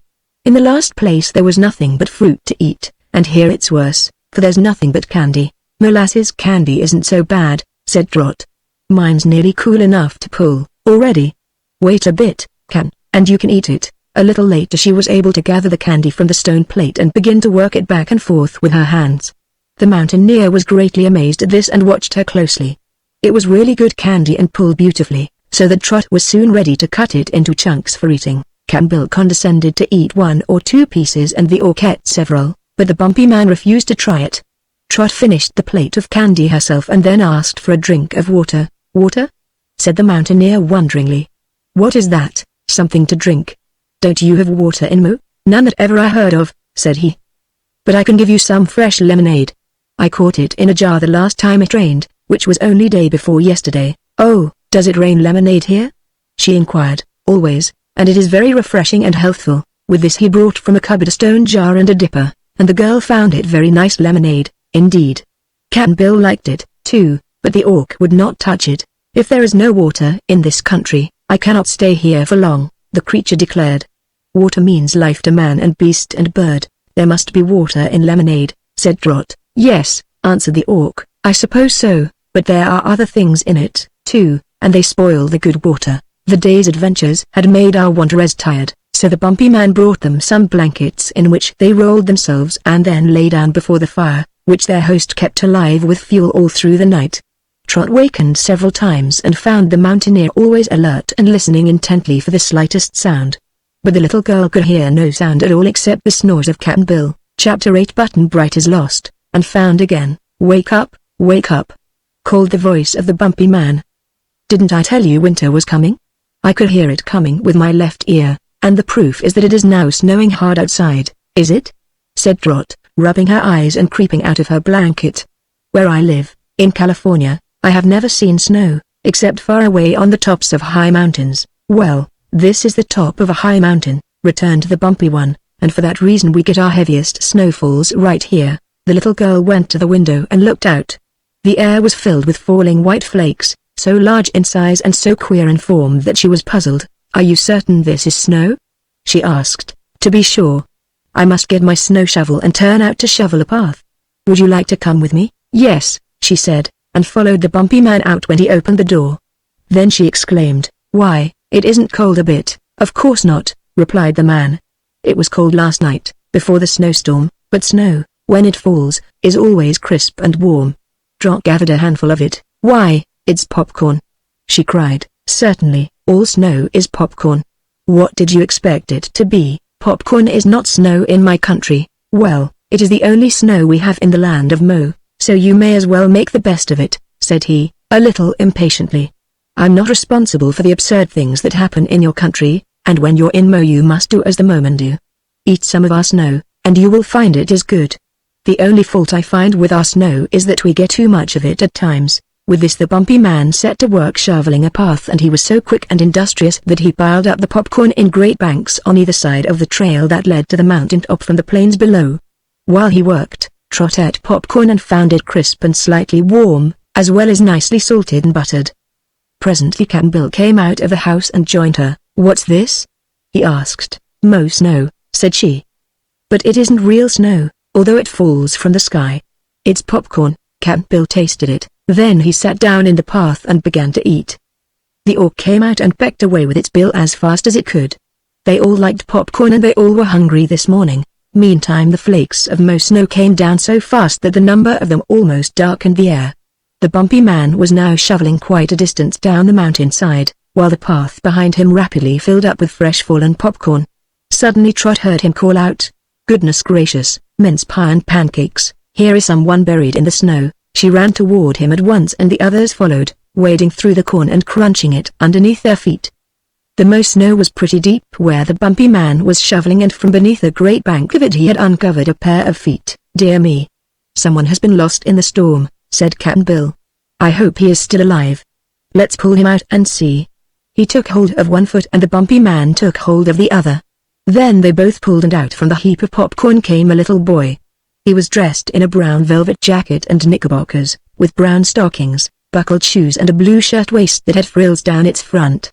When drawn from the heap, the boy was chewing a mouthful of popcorn and both his hands were full of it. So at first he couldn't speak to his rescuers but lay quite still and eyed them calmly until he had swallowed his mouthful. Then he said, "Get my cap," and stuffed more popcorn into his mouth, while the bumpy man began shoveling into the corn bank to find the boy's cap. Trot was laughing joyfully and Cap'n Bill had a broad grin on his face. The orc looked from one to another and asked, "Who is this stranger?" "Why, it's Button Bright, of course," answered Trot. "If anyone ever finds a lost boy, he can make up his mind it's Button Bright. But how he ever came to be lost in this faraway country is more I can make out." "Where does he belong?" inquired the orc. "His home used to be in Philadelphia, I think. But I'm quite sure Button Bright doesn't belong anywhere." "That's right," said the boy, nodding his head as he swallowed the second mouthful. "Everyone belongs somewhere," remarked the orc. "Not me," insisted Button Bright. "I'm halfway round the world from Philadelphia, and I've lost my magic umbrella, that used to carry me anywhere. Stands to reason that if I can't get back I haven't any home. But I don't care much. This is a pretty good country, Trot. I've had lots of fun here." By this time the mountaineer had secured the boy's cap and was listening to the conversation with much interest. "It seems you know this poor, snow-covered castaway," he said. "Yes, indeed," answered Trot. "We made a journey together to Sky Island, once, and were good friends." "Well, then I'm glad I saved his life," said the bumpy man. "Much obliged, Mr. Nobbs," said Button Bright, sitting up and staring at him. "But I don't believe you've saved anything except some popcorn that I might have eaten had you not disturbed me. It was nice and warm in that bank of popcorn, and there was plenty to eat. What made you dig me out? And what makes you so bumpy everywhere?" "As for the bumps," replied the man, looking at himself with much pride, "I was born with them and I suspect they were a gift from the fairies. They make me look rugged and big, like the mountain I serve." "All right," said Button Bright and began eating popcorn again. It had stopped snowing, now, and great flocks of birds were gathering around the mountainside, eating the popcorn with much eagerness and scarcely noticing the people at all. There were birds of every size and color, most of them having gorgeous feathers and plumes. "Just look at them!" exclaimed the orc scornfully. "Aren't they dreadful creatures, all covered with feathers?" "I think they're beautiful," said Trot, and this made the orc so indignant that he went back into the house and sulked. Button Bright reached out his hand and caught a big bird by the leg. At once it rose into the air and it was so strong that it nearly carried the little boy with it. He let go the leg in a hurry and the bird flew down again and began to eat of the popcorn, not being frightened in the least. This gave Cap'n Bill an idea. He felt in his pocket and drew out several pieces of stout string. Moving very quietly, so as to not alarm the birds, he crept up to several of the biggest ones and tied cords around their legs, thus making them prisoners. The birds were so intent on their eating that they did not notice what had happened to them, and when about 20 had been captured in this manner, Cap'n Bill tied the ends of all the strings together and fastened them to a huge stone, so they could not escape. The bumpy man watched the old sailor's actions with much curiosity. "The birds will be quiet until they've eaten up all the snow," he said, "but then they will want to fly away to their homes. Tell me, sir, what will the poor things do when they find they can't fly?" "It may worry 'em a little," replied Cap'n Bill, "but they're not going to be hurt if they take it easy and behave themselves." Our friends had all made a good breakfast of the delicious popcorn and now they walked toward the house again. Button Bright walked beside Trot and held her hand in his, because they were old friends and he liked the little girl very much. The boy was not so old as Trot, and small as she was, he was half a head shorter in height. The most remarkable thing about Button Bright was that he was always quiet and composed, whatever happened, and nothing was ever able to astonish him. Trot liked him because he was not rude and never tried to plague her. Cap'n Bill liked him because he had found the boy cheerful and brave at all times, and willing to do anything he was asked to do. When they came to the house, Trot sniffed the air and asked, "Don't I smell perfume?" "I think you do," said the bumpy man. "You smell violets, and that proves there is a breeze springing up from the south. All our winds and breezes are perfumed and for that reason we are glad to have them blow in our direction. The south breeze always has a violet odor. The north breeze has the fragrance of wild roses, the east breeze is perfumed with lilies of the valley and the west wind with lilac blossoms. So we need no weather vane to tell us which way the wind is blowing. We have only to smell the perfume and it informs us at once." Inside the house they found the orc, and Button Bright regarded the strange, bird-like creature with curious interest. After examining it closely for a time he asked, "Which way does your tail whirl?" "Either way," said the orc. Button Bright put out his hand and tried to spin it. "Don't do that!" exclaimed the orc. "Why not?" inquired the boy. Because it happens to be my tail, and I reserve the right to whirl it myself, explained the orc. Let's go out and fly somewhere, proposed Button Bright. I want to see how the tail works. Not now, said the orc. I appreciate your interest in me, which I fully deserve, but I only fly when I am going somewhere, and if I got started I might not stop. That reminds me, remarked Cap'n Bill, to ask you, friend orc, how we are going to get away from here. Get away? Exclaimed the bumpy man. Why don't you stay here? You won't find any nicer place than Mo. Have you been anywhere else, sir? No, I can't say that I have, admitted the mountaineer. Then permit me to say you're no judge, declared Cap'n Bill. But you haven't answered my question, friend orc. How are we to get away from this mountain? The orc reflected a while before he answered. I might carry one of you, the boy or the girl, upon my back, said he. But 3 big people are more than I can manage, although I have carried 2 of you for a short distance. You ought not to have eaten those purple berries so soon.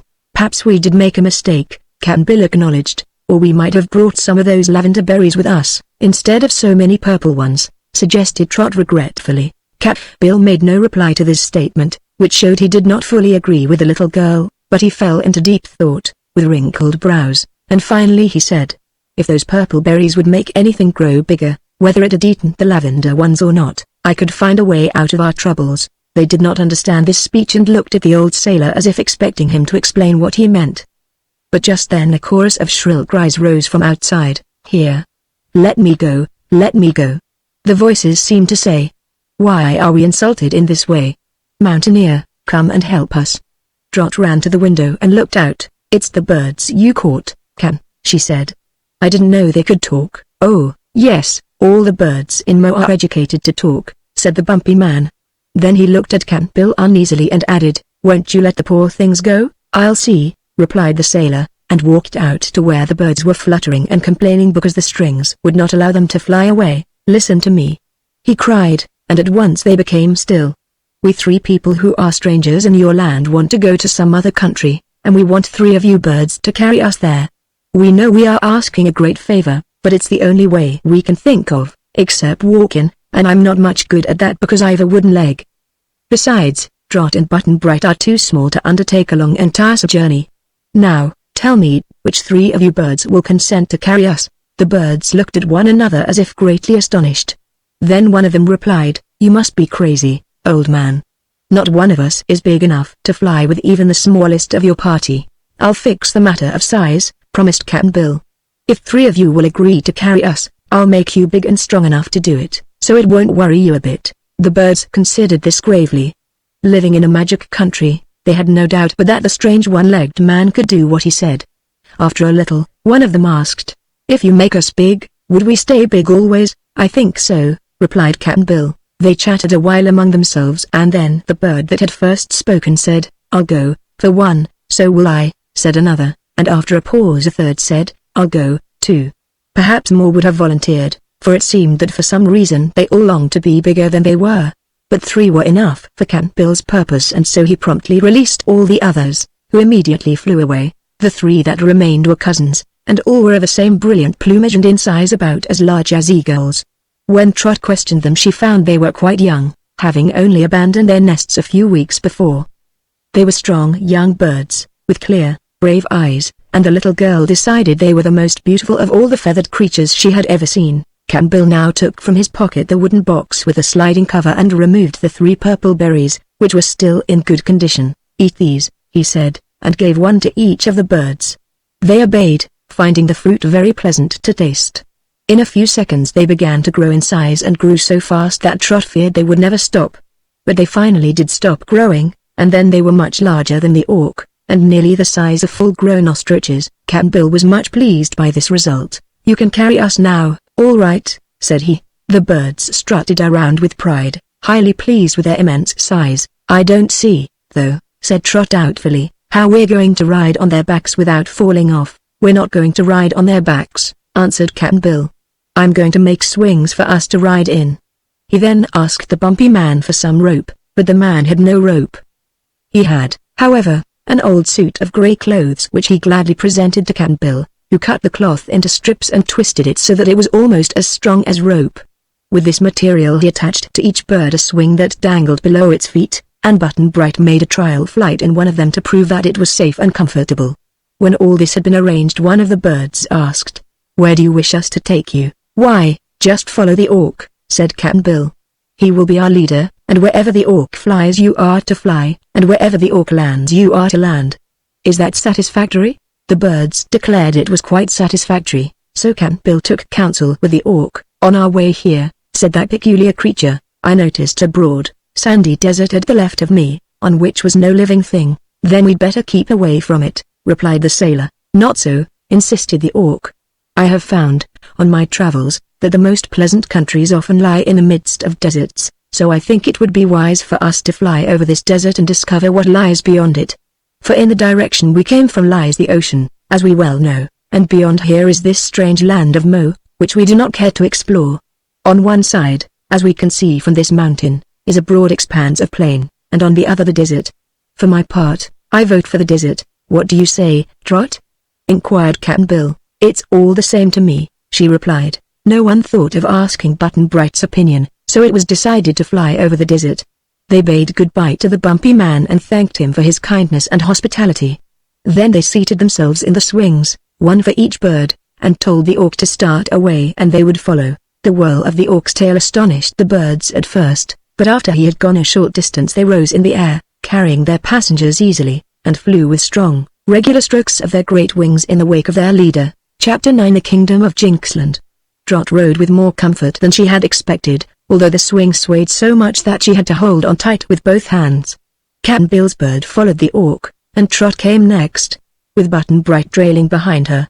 It was quite an imposing procession, but unfortunately there was no one to see it, for the Auk had headed straight for the great sandy desert and in a few minutes after starting they were flying high over the broad waste, where no living thing could exist. The little girl thought this would be a bad place for the birds to lose strength, or for the cloth ropes to give way, but although she could not help feeling a trifle nervous and fidgety she had confidence in the huge and brilliantly plumaged bird that bore her, as well as in Cap'n Bill's knowledge of how to twist and fasten a rope so it would hold. That it was a remarkably big desert. There was nothing to relieve the monotony of view and every minute seemed an hour and every hour a day. Disagreeable fumes and gases rose from the sands, which would have been deadly to the travelers had they not been so high in the air. As it was, Trot was beginning to feel sick, when a breath of fresher air filled her nostrils and on looking ahead she saw a great cloud of pink-tinted mist. Even while she wondered what it could be, the Auk plunged boldly into the mist and the other birds followed. She could see nothing for a time, nor could the bird which carried her see where the Auk had gone.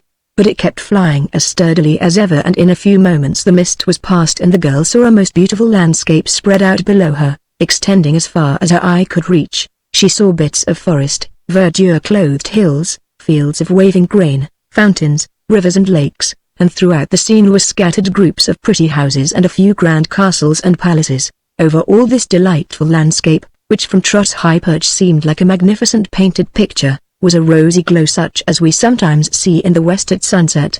In this case, however, it was not in the west only, but everywhere. No wonder the Auk paused to circle slowly over this lovely country. The other birds followed his action, all eyeing the place with equal delight. Then, as with one accord, the four formed a group and slowly sailed downward. This brought them to that part of the newly discovered land which bordered on the desert's edge, but it was just as pretty here as anywhere, so the Auk and the birds alighted and the three passengers at once got out of their swings. "Oh, Cap'n Bill, isn't this fine and dandy?" exclaimed Trot rapturously. "How lucky we were to discover this beautiful country." "The country seems rather high class, I'll admit, Trot," replied the old sailorman, looking around him, "but we don't know, as yet, what its people are like. No one could live in such a country without being happy and good." "I'm sure of that," she said earnestly. "Don't you think so, Button-Bright?" "I'm not thinking, just now," answered the little boy. "It tires me to think, and I never seem to gain anything by it. When we see the people who live here we will know what they are like, and no amount of thinking will make them any different." "That's true enough," said the Auk. "But now I want to make a proposal. While you are getting acquainted with this new country, which looks as if it contains everything to make one happy, I would like to fly along, all by myself, and see if I can find my home on the other side of the great desert. If I do, I will stay there, of course. But if I fail to find Auckland I will return to you in a week, to see if I can do anything more to assist you." They were sorry to lose their queer companion, but could offer no objection to the plan, So the orc bade them goodbye, and rising swiftly in the air, he flew over the country and was soon lost to view in the distance.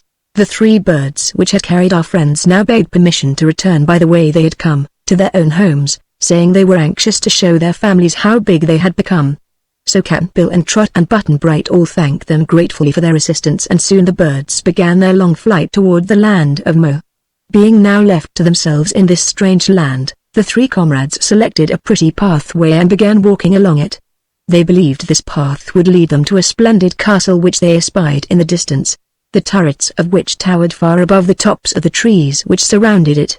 It did not seem very far away, so they sauntered on slowly, admiring the beautiful ferns and flowers that lined the pathway and listening to the singing of the birds and the soft chirping of the grasshoppers. Presently the path wound over a little hill. In a valley that lay beyond the hill was a tiny cottage surrounded by flower beds and fruit trees. On the shady porch of the cottage they saw, as they approached, a pleasant-faced woman sitting amidst a group of children, to whom she was telling stories. The children quickly discovered the strangers and ran toward them with exclamations of astonishment, so that Trot and her friends became the center of a curious group, all chattering excitedly. Cap'n Bill's wooden legs seemed to arouse the wonder of the children, as they could not understand why he had not 2 meat legs. This attention seemed to please the old sailor, who patted the heads of the children kindly, and then, raising his hat to the woman, he inquired, "Can you tell us, Madame, just what country this is?" She stared hard at all 3 of the strangers as she replied briefly, "Jinxland." "Oh!" exclaimed Cap'n Bill, with a puzzled look. "And where is Jinxland, please?" "In the Quadling country," said she. "What?" cried Trot, in sudden excitement. "Do you mean to say this is the Quadling country of the Land of Oz?" "To be sure I do," the woman answered. "Every bit of land that is surrounded by the Great Desert is the Land of Oz, as you ought to know as well as I do. But I'm sorry to say that Jinxland is separated from the rest of the Quadling country by that row of high mountains you see yonder, which have such steep sides that no one can cross them. So we live here all by ourselves, and are ruled by our own king, instead of by Ozma of Oz." "I've been to the Land of Oz before," said Button Bright, "but I've never been here." "Did you ever hear of Jinxland before?" asked Trot. "No," said Button Bright. "It is on the map of Oz, though," asserted the woman, "and it's a fine country, I assure you.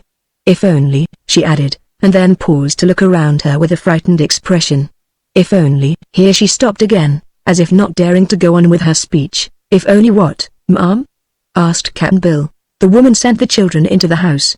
Then she came closer to the strangers and whispered, "If only we had a different king, we would be very happy and contented." "What's the matter with your king?" asked Trot, curiously.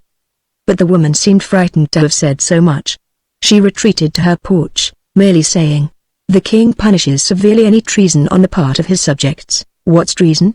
asked Button Bright. "In this case," replied Cap'n Bill, "treason seems to consist of knocking the king, but I guess we know his disposition now as well as if the lady had said more." "I wonder," said Trot, going up to the woman, "if you could spare us something to eat?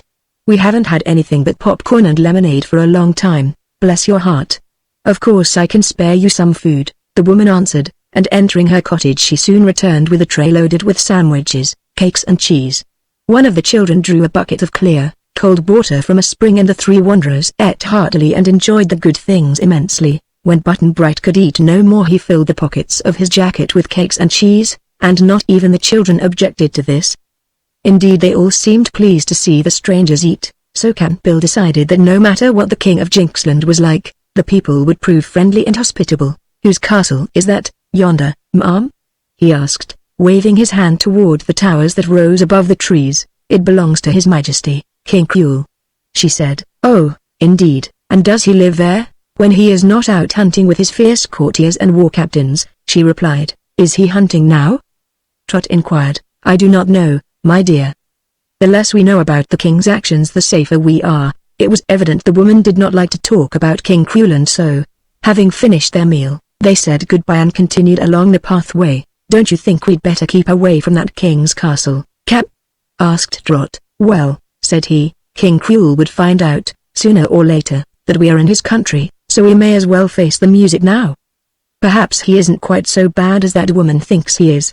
Kings aren't always popular with their people, you know, even if they do the best they know how." "Ozma is popular," said Button Bright. "Ozma is different from any other ruler, from all I've heard," remarked Trot musingly, as she walked beside the boy. And, after all, we are really in the land of Oz, where Ozma rules every king and everybody else. I never heard of anybody getting hurt in her dominions, did you, Button Bright? Not when she knows about it, he replied. But those birds landed us in just the wrong place, seems to me. They might have carried us right on, over the trough of mountains, to the Emerald City. True enough, said Cap'n Bill, but they didn't, and so we must make the best of Jinxland. Let's try not to be afraid. Oh, I'm not very scared, said Button Bright, pausing to look at a pink rabbit that popped its head out of a hole in the field nearby. Nor am I, added Trot. Really, Can, I'm so glad to be anywhere at all in the wonderful fairyland of Oz that I think I'm the luckiest girl in all the world. Dorothy lives in the Emerald City, you know, and so does the Scarecrow and the Tin Woodman and Tick-Tock and the Shaggy Man, and all the rest of them that we've heard so much about, not to mention Ozma, who must be the sweetest and loveliest girl in all the world. Take your time, Trot, advised Button Bright. You don't have to say it all in one breath, you know. And you haven't mentioned half of the curious people in the Emerald City. That Emerald City, said Cap'n Bill impressively, happens to be on the other side of those mountains, that we're told no one is able to cross. I don't want to discourage of you, Trot, but we're almost as much separated from your Ozma and Dorothy as we were when we lived in California. There was so much truth in this statement that they all walked on in silence for some time. Finally they reached the grove of stately trees that bordered the grounds of the king's castle. They had gone halfway through it when a sound of sobbing, as of someone in bitter distress, reached their ears and caused them to halt abruptly. Chapter 10 Pon, the Gardener's Boy. It was Button Bright who first discovered, lying on his face beneath a broad spreading tree near the pathway, a young man whose body shook with the force of his sobs. He was dressed in a long brown smock and had sandals on his feet, betokening one in humble life. His head was bare and showed a shock of brown, curly hair.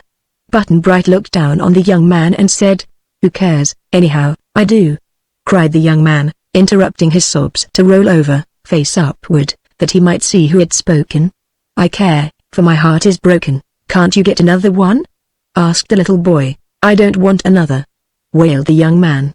By this time Trot and Cap'n Bill arrived at the spot and the girl leaned over and said in a sympathetic voice, "Tell us your troubles and perhaps we may help you." The youth sat up, then, and bowed politely. Afterward he got upon his feet, but still kept wringing his hands as he tried to choke down his sobs. Trot thought he was very brave to control such awful agony so well. "My name is Pon," he began. "I'm the gardener's boy." "Then the gardener of the king is your father, I suppose," said Trot. "Not my father, but my master," was the reply. "I do the work and the gardener gives the orders. And it was not my fault, in the least, that the Princess Gloria fell in love with me, did she?" "Really?" asked the little girl. "I don't see why," remarked Button Bright, staring at the youth. "And who may the Princess Gloria be?" inquired Cap'n Bill. "She is the niece of King Cruel, who is her guardian. The princess lives in the castle and is the loveliest and sweetest maiden in all Jinxland. She is fond of flowers and used to walk in the gardens with her attendants. At such times, if I was working at my tasks, I used to cast down my eyes as Gloria passed me, but one day I glanced up and found her gazing at me with a very tender look in her eyes. The next day she dismissed her attendants and, coming to my side, began to talk with me. She said I had touched her heart as no other young man had ever done. I kissed her hand. Just then the king came around a bend in the walk. He struck me with his fist and kicked me with his foot. Then he seized the arm of the princess and rudely dragged her into the castle. "Wasn't he awful?" gasped Trot indignantly. "He is a very abrupt king," said Pon, "so it was the least I could expect. Up to that time I had not thought of loving Princess Gloria, but realizing it would be impolite not to return her love, I did so. We met at evening, now and then, and she told me the king wanted her to marry a rich courtier named Googly Goo, who is old enough to be Gloria's father. She has refused Googly Goo 39 times, but he still persists and has brought many rich presents to bribe the king. On that account King Cruel has commanded his niece to marry the old man, but the princess has assured me, time and again, that she will wed only me. This morning we happened to meet in the great arbor, and as I was respectfully saluting the cheek of the princess, 2 of the king's guards seized me and beat me terribly before the very eyes of Gloria, whom the king himself held back so she could not interfere. "Why, this king must be a monster," cried Trot. "He is far worse than that," said Pon, mournfully. "But, see here," interrupted Cap'n Bill, who had listened carefully to Pon. "This king may not be so much to blame, after all. Kings are proud folks, because they're so high and mighty, And it isn't reasonable for a royal princess to marry a common gardener's boy. It isn't right, declared Button Bright. A princess should marry a prince. I'm not a common gardener's boy, protested Pon. If I had my rights I would be the king instead of Cruel. As it is, I'm a prince, and as royal as any man in Jinxland. How does that come? Asked Cap'n Bill. My father used to be the king and Cruel was his prime minister. But one day while out hunting, King Feast, that was my father's name, had a quarrel with Cruel and tapped him gently on the nose with the knuckles of his closed hand. This so provoked the wicked Cruel that he tripped my father backward, so that he fell into a deep pond. At once Cruel threw in a mass of heavy stones, which so weighted down my poor father that his body could not rise again to the surface. It is impossible to kill anyone in this land, as perhaps you know, but when my father was pressed down into the mud at the bottom of the deep pool and the stones held him so he could never escape, he was of no more use to himself or the world than if he had died. Knowing this, Cruel proclaimed himself king, taking possession of the royal castle and driving all my father's people out. I was a small boy, then, but when I grew up I became a gardener. I have served King Cruel without his knowing that I am the son of the same King Feast whom he so cruelly made away with. But that's a terribly exciting story, said Trot, drawing a long breath. But tell us, Pon, who was Gloria's father? Oh, he was the king before my father, replied Pon. Father was prime minister for King Kind, who was Gloria's father. She was only a baby when King Kind fell into the great gulf that lies just this side of the mountains, the same mountains that separate Jinxland from the rest of the land of Oz. It is said the great gulf has no bottom, but, however that may be, King Kind has never been seen again and my father became king in his place. Seems to me, said Trot, that if Gloria had her rights she would be queen of Jinxland. Well, her father was a king, admitted Pon, and so was my father, so we are of equal rank, although she's a great lady and I'm a humble gardener's boy. I can't see why we should not marry if we want to accept that King Cruel won't let us. It's a sort of mixed up mess, taken all together, remarked Cap'n Bill. But we are on our way to visit King Cruel, and if we get a chance, young man, we'll put in a good word for you. Do, please. Begged Pon. Was it the flogging you got that broke your heart?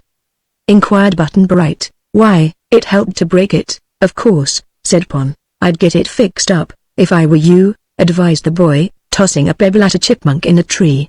You ought to give Gloria just as good a heart as she gives you. That's common sense, agreed Cap'n Bill. So they left the gardener's boy standing beside the path, and resumed their journey toward the castle. Chapter 11 The Wicked King and Googly Goo.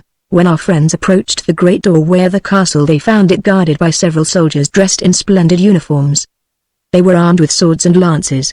Cap'n Bill walked straight up to them and asked, "Does the king happen to be at home?" "His magnificent and glorious majesty, King Cruel, is at present inhabiting his royal castle," was the stiff reply. "Then I guess we'll go in and say how d'ye do," continued Cap'n Bill, attempting to enter the doorway. But a soldier barred his way with a lance. "Who are you, what are your names, and where do you come from?" demanded the soldier. "You wouldn't know if we told you," returned the sailor, "seeing as we're strangers in a strange land." "Oh, if you are strangers you will be permitted to enter," said the soldier, lowering his lance. "His Majesty is very fond of strangers." "Do many strangers come here?" asked Trot. "You are the first that ever came to our country," said the man. "But His Majesty has often said that if strangers ever arrived in Jinxland he would see that they had a very exciting time." Cap'n Bill scratched his chin thoughtfully. He wasn't very favorably impressed by this last remark. But he decided that as there was no way of escape from Jinxland it would be wise to confront the king boldly and try to win his favor. So they entered the castle, escorted by one of the soldiers. It was certainly a fine castle, with many large rooms, all beautifully furnished. The passages were winding and handsomely decorated, and after following several of these the soldier led them into an open court that occupied the very center of the huge building. It was surrounded on every side by high turreted walls, and contained beds of flowers, fountains and walks of many-colored marbles which were much together in quaint designs. In an open space near the middle of the court they saw a group of courtiers and their ladies, who surrounded a lean man who wore upon his head a jeweled crown. His face was hard and sullen and through the slits of his half-closed eyelids the eyes glowed like coals of fire. He was dressed in brilliant satins and velvets and was seated in a golden throne chair. This personage was King Cruel, and as soon as Cap'n Bill saw him the old sailor knew at once that he was not going to like the king of Jinxland. "Hello. Who's here?" said His Majesty, with a deep scowl. "Strangers, sire," answered the soldier. bowing so low that his forehead touched the marble tiles. "Strangers, eh? Well, well, what an unexpected visit. Advance, strangers, and give an account of yourselves." The king's voice was as harsh as his features. Trot shuddered a little, but Cap'n Bill calmly replied, "There ain't much for us to say, except as we've arrived to look over your country and see how we like it. Judging from the way you speak, you don't know who we are, or you'd be jumping up to shake hands and offer us seats. Kings usually treat us pretty well, in the great big outside world where we come from, but in this little kingdom, which don't amount to much, anyhow, folks don't seem to have got much culture." The king listened with amazement to this bold speech, first with a frown and then gazing at the two children and the old sailor with evident curiosity. The courtiers were dumb with fear, for no one had ever dared speak in such a manner to their self-willed, cruel king before. His Majesty, however, was somewhat frightened, for cruel people are always cowards, and he feared these mysterious strangers might possess magic powers that would destroy him unless he treated them well. So he commanded his people to give the new arrivals seats, and they obeyed with trembling haste. After being seated, Cap'n Bill lighted his pipe and began puffing smoke from it, a sight so strange to them that it filled them all with wonder. Presently the king asked, "How did you penetrate to this hidden country? Did you cross the desert or the mountains?" "Desert," answered Cap'n Bill, as if the task were too easy to be worth talking about. "Indeed. No one has ever been able to do that before," said the king. "Well, it's easy enough, if you know how," asserted Cap'n Bill, so carelessly that it greatly impressed his hearers. The king shifted in his throne uneasily. He was more afraid of these strangers than before. "Do you intend to stay long in Jinxland?" was his next anxious question. "Depends on how we like it," said Cap'n Bill. "Just now I might suggest to your Majesty to order some rooms got ready for us in your dinky little castle here. And a royal banquet, with some fried onions and pickled tripe, would set easy on our stomachs and make us a bit happier than we are now." "Your wishes shall be attended to," said King Cruel, but his eyes flashed from between their slits in a wicked way that made Trot hope the food wouldn't be poisoned. At the king's command several of his attendants hastened away to give the proper orders to the castle servants, and no sooner were they gone than a skinny old man entered the courtyard and bowed before the king. This disagreeable person was dressed in rich velvets, with many furbelows and laces. He was covered with golden chains, finely wrought rings and jeweled ornaments. He walked with mincing steps and glared at all the courtiers as if he considered himself far superior to any or all of them. "Well, well, your Majesty, what news, what news?" he demanded, in a shrill, cracked voice. The king gave him a surly look. "No news, Lord Googly Goo, except that strangers have arrived," he said. Googly Goo cast a contemptuous glance at Cap'n Bill and a disdainful one at Trot and Button Bright. Then he said, "Strangers do not interest me, your Majesty. But the Princess Gloria is very interesting indeed." "What does she say, sire?" "Will she marry me?" "Ask her," retorted the king. "I have, many times, and every time she has refused." "Well?" said the king harshly. "Well," said Googly Goo in a jaunty tone, "a bird that can sing, and won't sing, must be made to sing." "Huh!" sneered the king. "That's easy, with a bird, but a girl is harder to manage." "Still," persisted Googly Goo, "we must overcome difficulties. The chief trouble is that Gloria fancies she loves that miserable gardener's boy, Pon. Suppose we throw Pon into the great gulf, your Majesty." "It would do you no good," returned the king. "She would still love him." Too bad," sighed Googly Goo. "I have laid aside more than a bushel of precious gems, each worth a king's ransom, to present to your Majesty on the day I wed Gloria." The king's eyes sparkled, for he loved wealth above everything, but the next moment he frowned deeply again. "It won't help us to kill Pon," he muttered. "What we must do is kill Gloria's love for Pon." "That is better, if you can find a way to do it," agreed Googly Goo. "Everything would come right if you could kill Gloria's love for that gardener's boy." "Really, sire, now that I come to think of it, there must be fully a bushel and a half of those jewels." Just then a messenger entered the court to say that the banquet was prepared for the strangers. So Cap'n Bill, Trot and Button Bright entered the castle and were taken to a room where a fine feast was spread upon the table. "I don't like that Lord Googly Goo," remarked Trot as she was busily eating. "Nor I," said Cap'n Bill. "But from the talk we heard I guess the gardener's boy won't get the princess." "Perhaps not," returned the girl, "but I hope old Googly doesn't get her, either. The king means to sell her for all those jewels," observed Button Bright, his mouth half full of cake and jam. "Poor princess," sighed Trot. "I'm sorry for her, although I've never seen her. But if she says no to Googly Goo, and means it. What can they do? Don't let us worry about a strange princess, advised Captain Bill. I've a notion we're not too safe, ourselves, with this cruel king. The two children felt the same way, and all three were rather solemn during the remainder of the meal. When they had eaten, the servants escorted them to their rooms. Captain Bill's room was way to one end of the castle, very high up, and Trot's room was at the opposite end, rather low down. As for Button Bright, they placed him in the middle, so that all were as far apart as they could possibly be. They didn't like this arrangement very well, but all the rooms were handsomely furnished, and being guests of the king they dared not complain. After the strangers had left the courtyard, the king and Googly Goo had a long talk together, and the king said, "I cannot force Gloria to marry you just now, because those strangers may interfere. I suspect that the wooden-legged man possesses great magical powers, or he would never have been able to carry himself and those children across the deadly desert. I don't like him, he looks dangerous," answered Googly Goo. "But perhaps you are mistaken about his being a wizard. Why don't you test his powers?" "How?" asked the king. "Send for the Wicked Witch. She will tell you in a moment whether that wooden-legged person is a common man or a magician." "Ha! That's a good idea," cried the king. "Why didn't I think of the Wicked Witch before? But the woman demands rich rewards for her services." "Never mind, I will pay her," promised the wealthy Googly Goo. So a servant was dispatched to summon the Wicked Witch, who lived but a few leagues from King Cruel's castle. While they awaited her, the withered old courtier proposed that they pay a visit to Princess Gloria and see if she was not now in a more complaisant mood.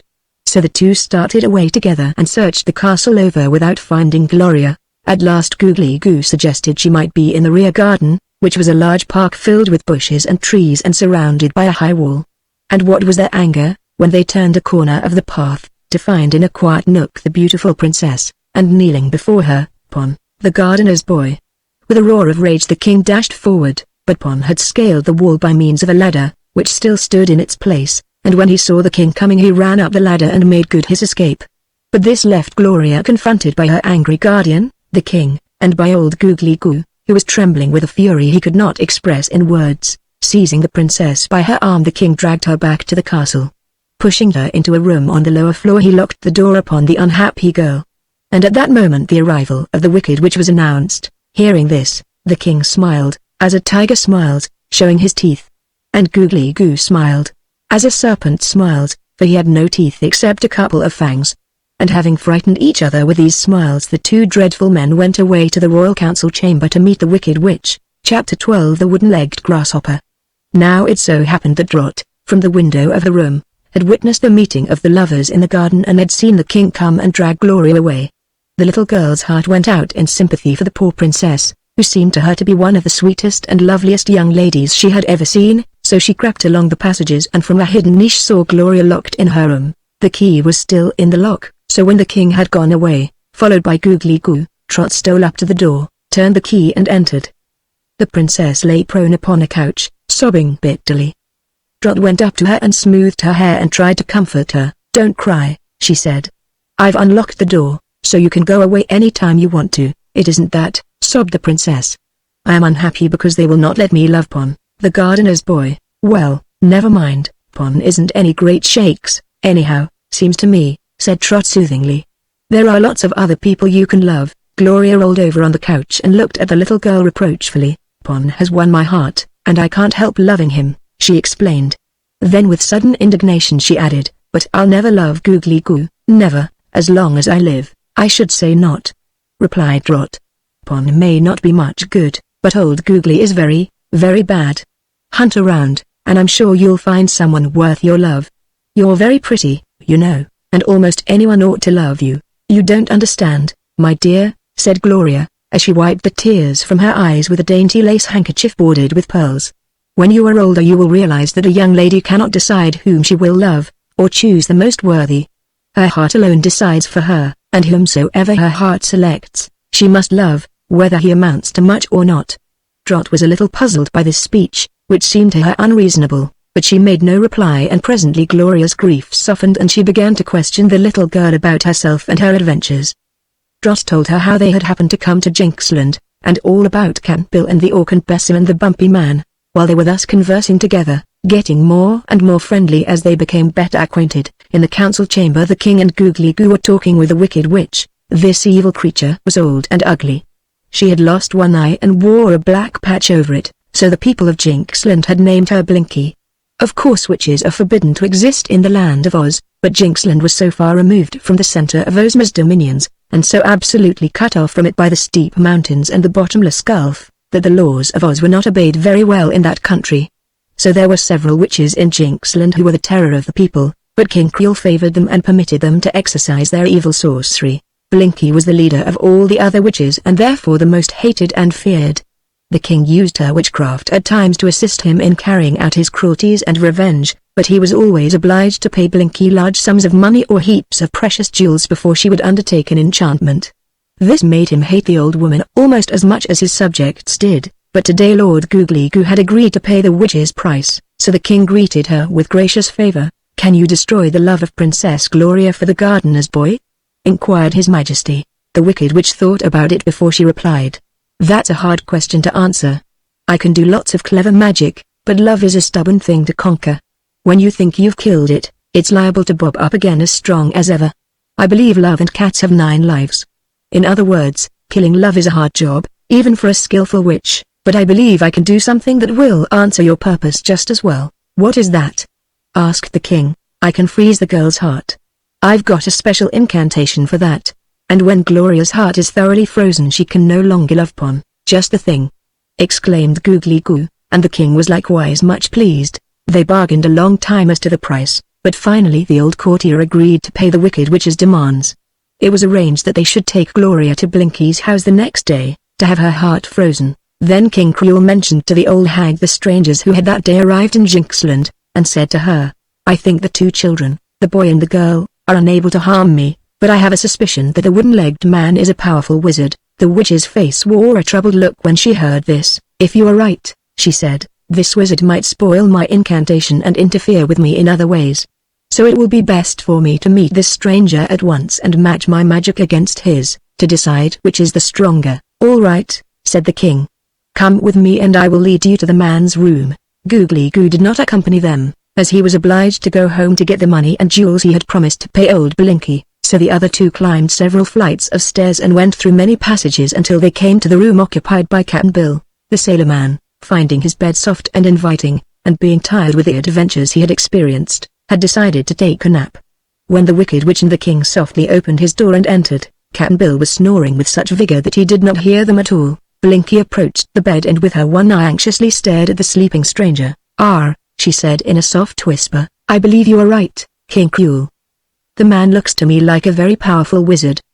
But by good luck I have caught him asleep, so I shall transform him before he wakes up, giving him such a form that he will be unable to oppose me." "Careful," cautioned the king, also speaking low. "If he discovers what you are doing he may destroy you, and that would annoy me because I need you to attend to Gloria." But the wicked witch realized as well as he did that she must be careful. She carried over her arm a black bag, from which she now drew several packets carefully wrapped in paper. 3 of these she selected, replacing the others in the bag. 2 of the packets she mixed together. And then she cautiously opened the 3rd. "Better stand back, Your Majesty," she advised, "for if this powder falls on you you might be transformed yourself." The king hastily retreated to the end of the room. As Blinky mixed the 3rd powder with the others she waved her hands over it, mumbled a few words, and then backed away as quickly as she could. Cap'n Bill was slumbering peacefully, all unconscious of what was going on. Puff! A great cloud of smoke rolled over the bed and completely hid him from view. When the smoke rolled away, both Blinky and the king saw that the body of the stranger had quite disappeared, while in his place, crouching in the middle of the bed, was a little grey grasshopper. One curious thing about this grasshopper was that the last joint of its left leg was made of wood. Another curious thing, considering it was a grasshopper, was that it began talking, crying out in a tiny but sharp voice. "Here, you people. What do you mean by treating me so? Put me back where I belong, at once, or you'll be sorry." The cruel king turned pale at hearing the grasshopper's threats, but the wicked witch merely laughed in derision. Then she raised her stick and aimed a vicious blow at the grasshopper, but before the stick struck the bed the tiny hopper made a marvelous jump. Marvelous, indeed, when he considered that it had a wooden leg. It rose in the air and sailed across the room and passed right through the open window, where it disappeared from their view. "Good!" shouted the king. "We are well rid of this desperate wizard." And then they both laughed heartily at the success of the incantation, and went away to complete their horrid plans. After Trot had visited a time with Princess Gloria, the little girl went to Button-Bright's room but did not find him there. Then she went to Cap'n Bill's room, but he was not there because the witch and the king had been there before her. So she made her way downstairs and questioned the servants.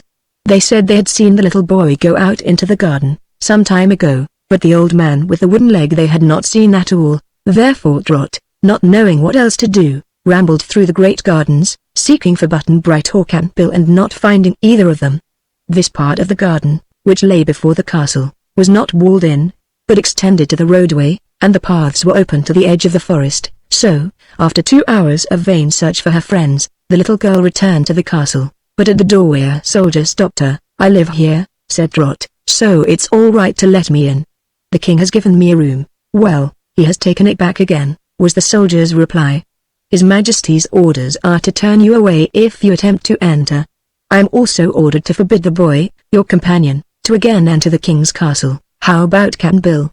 she inquired. "Why, it seems he has mysteriously disappeared," replied the soldier, shaking his head ominously. "Where he has gone to, I can't make out, but I can assure you he is no longer in this castle." "I'm sorry, little girl, to disappoint you. Don't blame me, I must obey my master's orders." Now, all her life Trot had been accustomed to depend on Cap'n Bill, so when this good friend was suddenly taken from her she felt very miserable and forlorn indeed. She was brave enough not to cry before the soldier, or even to let him see her grief and anxiety, but after she was turned away from the castle she sought a quiet bench in the garden and for a time sobbed as if her heart would break. It was Button-Bright who found her, at last, just as the sun had set and the shades of evening were falling. He also had been turned away from the king's castle, when he tried to enter it, and in the park he came across Trot. "Never mind," said the boy. "We can find a place to sleep." "I want Cap'n Bill," wailed the girl. "Well, so do I," was the reply. "But we haven't got him." "Where do you suppose he is, Trot?" "I don't suppose anything. He's gone, and that's all I know about it." Button-Bright sat on the bench beside her and thrust his hands in the pockets of his knickerbockers. Then he reflected somewhat gravely for him. "Cap'n Bill isn't around here," he said, letting his eyes wander over the dim garden, "so we must go somewhere else if we want to find him. Besides, it's fast getting dark, and if we want to find a place to sleep we must get busy while we can see where to go." He rose from the bench as he said this and Trot also jumped up, drying her eyes on her apron. Then she walked beside him out to the grounds of the king's castle. They did not go by the main path, but passed through an opening in a hedge and found themselves in a small but well-worn roadway. Following this for some distance, along a winding way, they came upon no house or building that would afford them refuge for the night. It became so dark that they could scarcely see their way, and finally Trot stopped and suggested that they camp under a tree. "All right," said Button-Bright, "I've often found that leaves make a good warm blanket. But, look there, Trot, isn't that a light flashing over yonder?" "It certainly is, Button-Bright. Let's go over and see if it's a house. Whoever lives there couldn't treat us worse than the king did." To reach the light they had to leave the road, so they stumbled over hillocks and brushwood, hand in hand, keeping the tiny speck of light always in sight. They were rather forlorn little waifs, outcasts in a strange country and forsaken by their only friend and guardian, Cap'n Bill. So they were very glad when finally they reached a small cottage and, looking in through its one windows, saw Pom, the gardener's boy, sitting by a fire of twigs. As Trot opened the door and walked boldly in, Pom sprang up to greet them. They told him of Cap'n Bill's disappearance and how they had been turned out of the king's castle. As they finished the story Pom shook his head sadly. "King Cruel is plotting mischief, I fear," said he, "for today he sent for old Blinky, the wicked witch, and with my own eyes I saw her come from the castle and hobble away toward her hut. She had been with the king and Googly Goo, and I was afraid they were going to work some enchantment on Gloria so she would no longer love me." "But perhaps the witch was only called to the castle to enchant your friend, Cap'n Bill. Could she do that?" asked Trot, horrified by the suggestion. "I suppose so, for old Blinky can do a lot of wicked magical things. What sort of an enchantment could she put on Cap'n Bill?" "I don't know. But he has disappeared, so I'm pretty certain she has done something dreadful to him. But don't worry. If it has happened, it can't be helped, and if it hasn't happened we may be able to find him in the morning." With this Pom went to the cupboard and brought food for them. Trot was far too worried to eat, but Button-Bright made a good supper from the simple food and then lay down before the fire and went to sleep. The little girl and the gardener's boy, however, sat for a long time staring into the fire, busy with their thoughts. But at last Trot, too, became sleepy, and Baum gently covered her with the one blanket he possessed. Then he threw more wood on the fire and laid himself down before it, next to Button Bright. Soon all three were fast asleep. They were in a good deal of trouble, but they were young, and sleep was good to them because for a time it made them forget. Chapter 13 Glinda the Good and the Scarecrow of Oz. That country south of the Emerald City, in the land of Oz, is known as the Quadling Country, and in the very southernmost part of it stands a splendid palace in which lives Glinda the Good. Glinda is the royal sorceress of Oz. She has wonderful magical powers and uses them only to benefit the subjects of Ozma's kingdom. Even the famous Wizard of Oz pays tribute to her, for Glinda taught him all the real magic he knows, and she is his superior in all sorts of sorcery. Everyone loves Glinda, from the dainty and exquisite ruler, Ozma, down to the humblest inhabitant of Oz, for she is always kindly and helpful and willing to listen to their troubles, however busy she may be. No one knows her age, but all can see how beautiful and stately she is. Her hair is like red gold and finer than the finest silken strands. Her eyes are blue as the sky and always frank and smiling. Her cheeks are the envy of peach blows and her mouth is enticing as a rosebud. Glinda is tall and wears splendid gowns that trail behind her as she walks. She wears no jewels, for her beauty would shame them. For attendants Glinda has 100 of the loveliest girls in Oz. They are gathered from all over Oz, from among the Winkies, the Munchkins, the Gillikins and the Quadlings, as well as from Ozma's magnificent Emerald City, and it is considered a great favor to be allowed to serve the royal sorceress. Among the many wonderful things in Glinda's palace is the Great Book of Records. In this book is inscribed everything that takes place in all the world, just the instant it happens, so that by referring to its pages Glinda knows what is taking place far and near, in every country that exists. In this way she learns when and where she can help any in distress or danger, and although her duties are confined to assisting those who inhabit the land of Oz, she is always interested in what takes place in the unprotected outside world. So it was that on a certain evening Glinda sat in her library, surrounded by a bevy of her maids, who were engaged in spinning, weaving and embroidery, when an attendant announced the arrival at the palace of the Scarecrow. This personage was one of the most famous and popular in all the land of Oz. His body was merely a suit of Munchkin clothes stuffed with straw, but his head was a round sack filled with bran, with which the Wizard of Oz had mixed some magic brains of a very superior sort. The eyes, nose and mouth of the Scarecrow were painted upon the front of the sack, as were his ears, and since this quaint being had been endowed with life, the expression of his face was very interesting, if somewhat comical. The Scarecrow was good all through, even to his brains, and while he was naturally awkward in his movements and lacked the neat symmetry of other people, his disposition was so kind and considerate and he was so obliging and honest, that all who knew him loved him, and there were few people in Oz who had not met our Scarecrow and made his acquaintance. He lived part of the time in Ozma's palace at the Emerald City, part of the time in his own corncob castle in the Winky Country, and part of the time he traveled over all Oz, visiting with the people and playing with the children, whom he dearly loved. It was on one of his wandering journeys that a Scarecrow had arrived at Glinda's palace, and the sorceress at once made him welcome. As he sat beside her, talking of his adventures, he asked, "What's new in the way of news?" Glinda opened her Great Book of Records and read some of the last pages. "Here is an item quite curious and interesting," she announced, an accent of surprise in her voice. "3 people from the big outside world have arrived in Jinxland." "Where is Jinxland?" inquired the Scarecrow. "Very near here, a little to the east of us," she said. In fact, Jinxland is a little slice taken off the Quadling Country, but separated from it by a range of high mountains, at the foot of which lies a wide, deep gulf that is supposed to be impassable. "Then Jinxland is really a part of the land of Oz," said he. "Yes," returned Glinda, "but Oz people know nothing of it, except what is recorded here in my book." "What does the book say about it?" asked the Scarecrow. "It is ruled by a wicked man called King Cruel, although he has no right to the title. Most of the people are good, but they are very timid and live in constant fear of their fierce ruler. There are also several wicked witches who keep the inhabitants of Jinxland in a state of terror." "Do those witches have any magical powers?"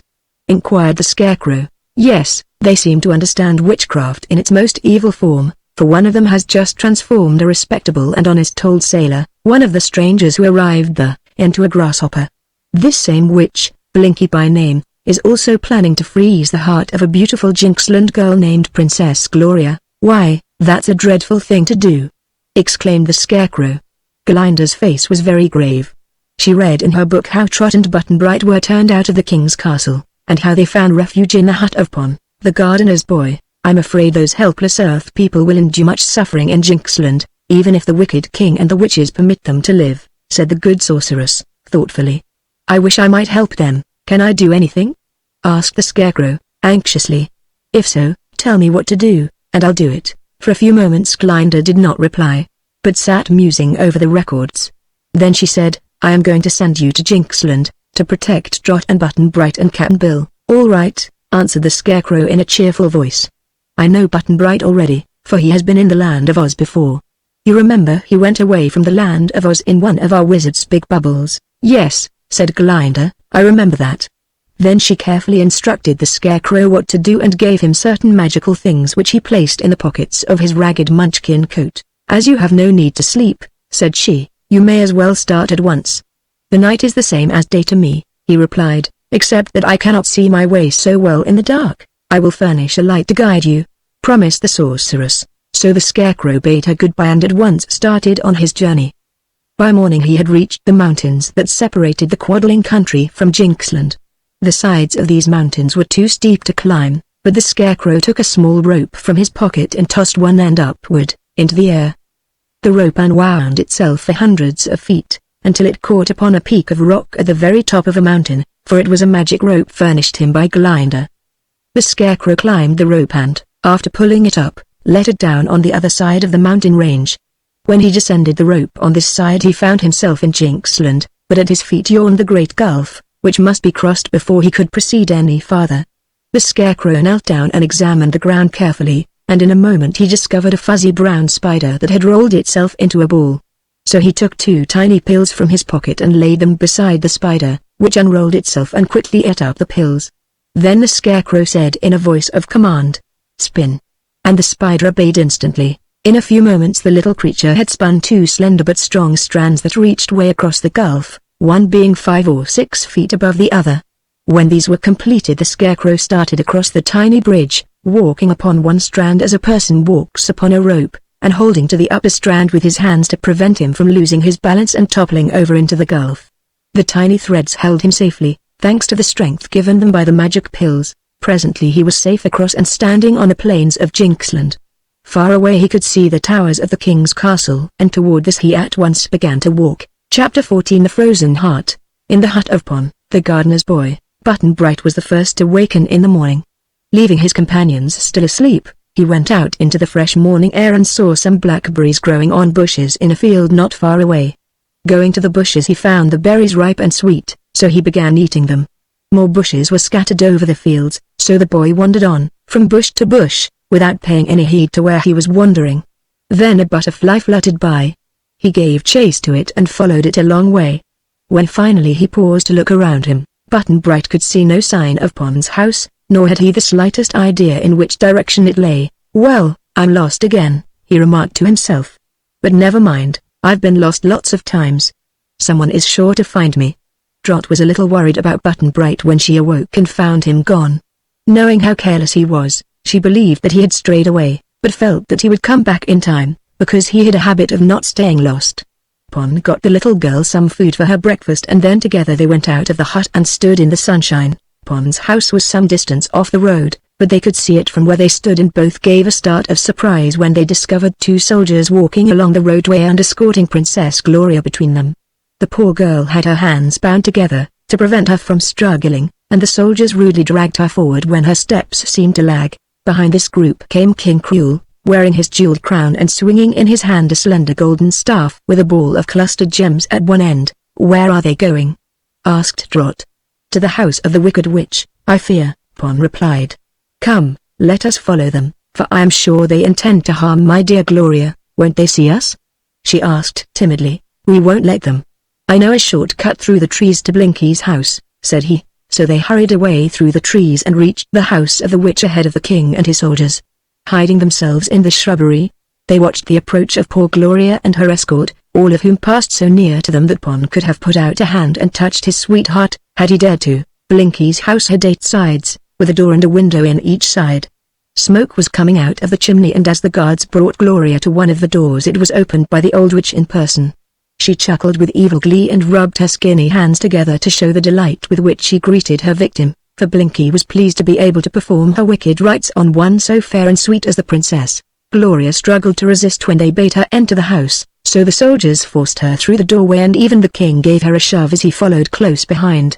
Pon was so incensed at the cruelty shown Gloria that he forgot all caution and rushed forward to enter the house also, but one of the soldiers prevented him, pushing the gardener's boy away with violence and slamming the door in his face. "Never mind," said Trot soothingly, as Pon rose from where he had fallen. "You couldn't do much to help the poor princess if you were inside. How unfortunate it is that you are in love with her." "True," he answered sadly, "it is indeed my misfortune. If I did not love her, it would be none of my business what the king did to his niece Gloria, but the unlucky circumstance of my loving her makes it my duty to defend her." "I don't see how you can, duty or no duty," observed Trot. "No, I am powerless, for they are stronger than I." "But we might peek in through the window and see what they are doing." Trot was somewhat curious, too, so they crept up to one of the windows and looked in, and it so happened that those inside the witch's house were so busy they did not notice that Pon and Trot were watching them. Gloria had been tied to a stout post in the center of the room and the king was giving the wicked witch a quantity of money and jewels, which Googly Goo had provided in payment.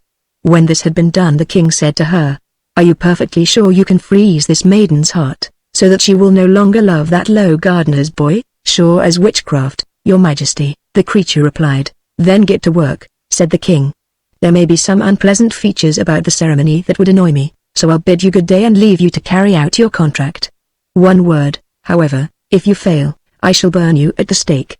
Then he beckoned to his soldiers to follow him, and throwing wide the door of the house walked out. This action was so sudden that King Kriel almost caught Trot and Pon eavesdropping, but they managed to run around the house before he saw them. Away he marched, up the road, followed by his men, heartlessly leaving Gloria to the mercies of old Blinky. When they again crept up to the window, Trot and Pon saw Blinky gloating over her victim.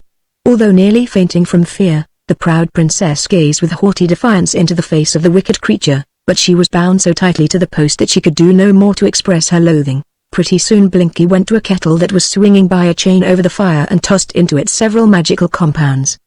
The kettle gave 3 flashes, and at every flash another witch appeared in the room. These hags were very ugly, but when one-eyed Blinky whispered her orders to them they grinned with joy as they began dancing around Gloria.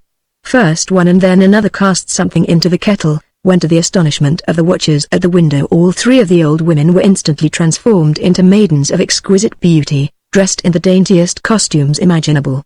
Only their eyes could not be disguised, and an evil glare still shone in their depths.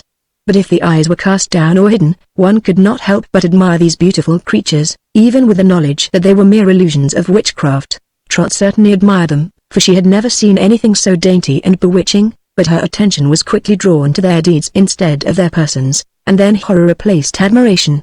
Into the kettle old Blinky poured another mess from a big brass bottle she took from a chest, and this made the kettle begin to bubble and smoke violently. One by one the beautiful witches approached to stir the contents of the kettle and to mutter a magic charm. Their movements were graceful and rhythmic, and the wicked witch who had called them to her aid watched them with an evil grin upon her wrinkled face. Finally the incantation was complete. The kettle ceased bubbling and together the witches lifted it from the fire. Then Blinky brought a wooden ladle and filled it from the contents of the kettle. Going with a spoon to Princess Gloria she cried, "Love no more. Magic heart now will freeze your mortal heart." With this she dashed the contents of the ladle full upon Gloria's breast. Trot saw the body of the princess become transparent, so that her beating heart showed plainly. But now the heart turned from a vivid red to grey, and then to white. A layer of frost formed about it and tiny icicles clung to its surface. Then slowly the body of the girl became visible again and the heart was hidden from view. Gloria seemed to have fainted, but now she recovered and, opening her beautiful eyes, stared coldly and without emotion at the group of witches confronting her. Blinky and the others knew by that one cold look that their charm had been successful. They burst into a chorus of wild laughter and the 3 beautiful ones began dancing again, while Blinky unbound the princess and set her free.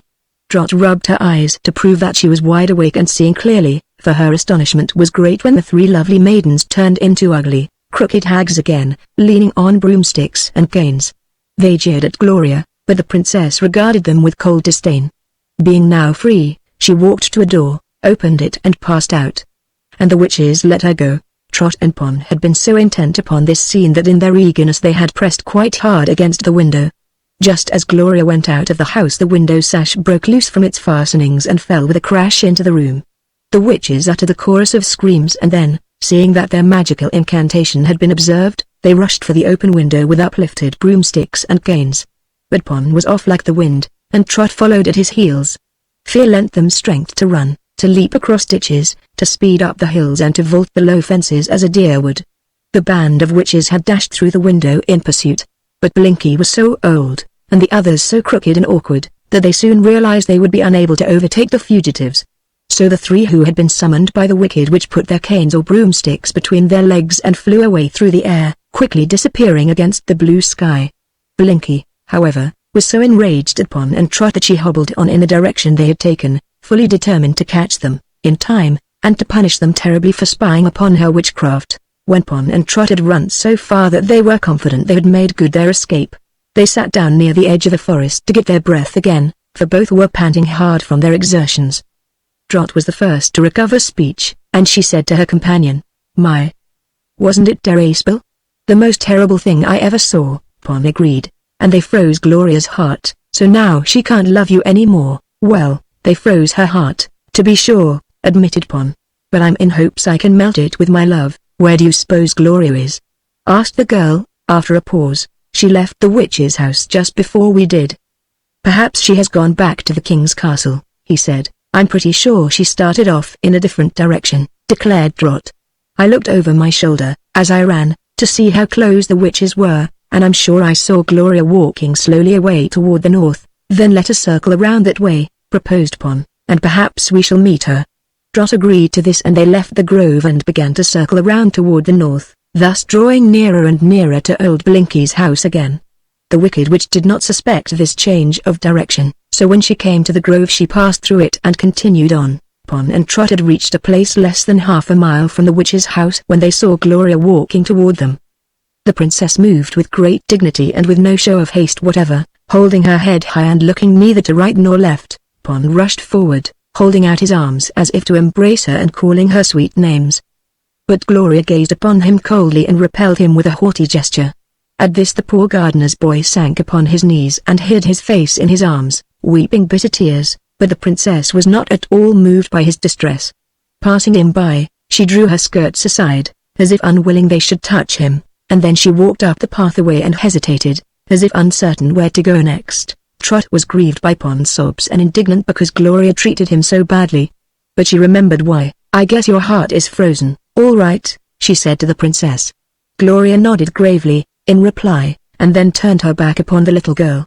"Can't you like even me?" asked Trot, half pleadingly. "No," said Gloria, "your voice sounds like a refrigerator," sighed the little girl. "I'm awful sorry for you, 'cause you were sweet and nice to me before this happened. You can't help it, of course. But it's a dreadful thing, just the same. My heart is frozen to all mortal loves," announced Gloria, calmly. "I do not love even myself." "That's too bad," said Trot, "for, if you can't love anybody, you can't expect anybody to love you." "I do," cried Pon. "I shall always love her." "Well, you're just a gardener's boy," replied Trot, "and I didn't think you mounted to much, from the first.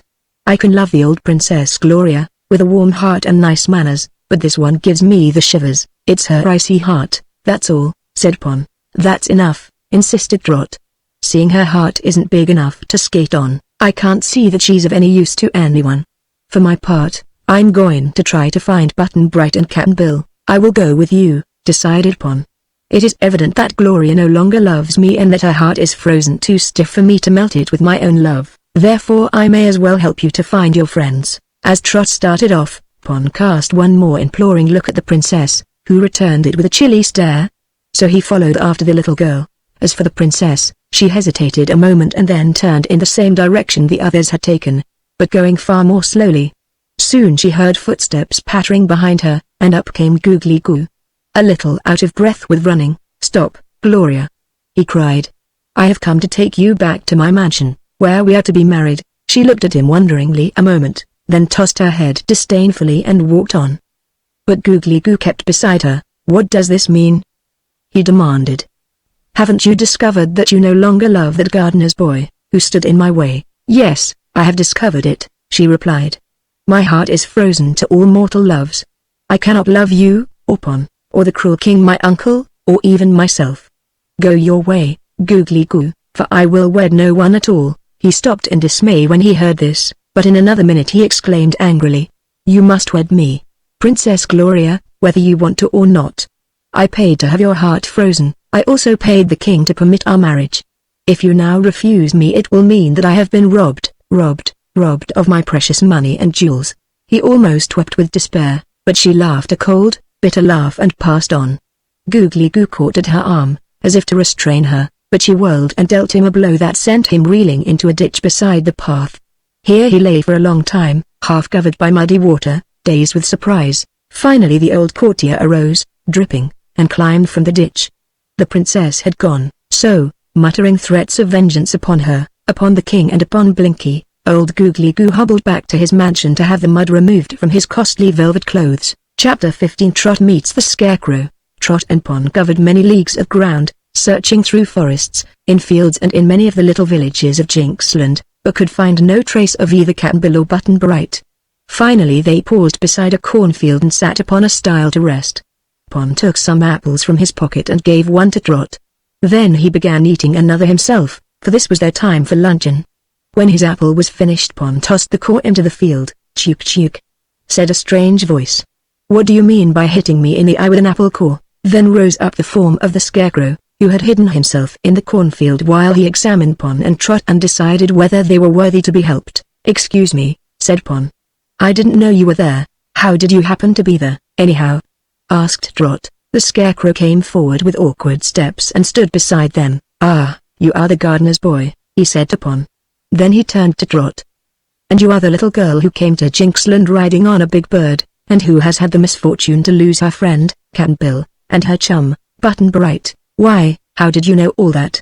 she inquired. "I know a lot of things," replied the Scarecrow, winking at her comically. "My brains are the carefully assorted, double-distilled, high-efficiency sort that the Wizard of Oz makes. He admits, himself, that my brains are the best he ever manufactured." "I think I've heard of you," said Trot slowly, as she looked the Scarecrow over with much interest, "but you used to live in the land of Oz." "Oh, I do now," he replied cheerfully. "I've just come over the mountains from the Quadling country to see if I can be of any help to you." "Who, me?" asked Pon. "No, the strangers from the big world. It seems they need looking after." "I'm doing that myself," said Pon, a little ungraciously. "If you will pardon me for saying so, I don't see how a Scarecrow with painted eyes can look after anyone." "If you don't see that, you are more blind than the Scarecrow," asserted Trot. "He's a fairy man, Pon, and comes from the fairyland of Oz, so he can do most anything. I hope," she added, turning to the Scarecrow, "you can find Cap'n Bill for me." "I will try, anyhow," he promised. "But who is that old woman who is running toward us and shaking her stick at us?" Trot and Pon turned around and both uttered an exclamation of fear. The next instant they took to their heels and ran fast up the path. For it was old Blinky, the wicked witch, who had at last traced them to this place. Her anger was so great that she was determined not to abandon the chase of Pon and Trot until she had caught and punished them. The Scarecrow understood at once that the old woman meant harm to his new friends, so as she drew near he stepped before her. His appearance was so sudden and unexpected that Blinky ran into him and toppled him over, but she tripped on his straw body and went rolling in the path beside him. The Scarecrow sat up and said, "I beg your pardon." But she whacked him with her stick and knocked him flat again. Then, furious with rage, the old witch sprang upon her victim and began pulling the straw out of his body. The poor Scarecrow was helpless to resist, and in a few moments all that was left of him was an empty suit of clothes and a heap of straw beside it. Fortunately, Blinky did not harm his head, for it rolled into a little hollow and escaped her notice. Fearing that Pon and Trot would escape her, she quickly resumed the chase and disappeared over the brow of a hill, following the direction in which she had seen them go. Only a short time elapsed before a grey grasshopper with a wooden leg came hopping along and lit directly on the upturned face of the Scarecrow's head. "Pardon me, but you are resting yourself upon my nose," remarked the Scarecrow. "Oh, are you alive?" asked the grasshopper. "That is a question I have never been able to decide," said the Scarecrow's head. "When my body is properly stuffed I have animation and can move around as well as any live person.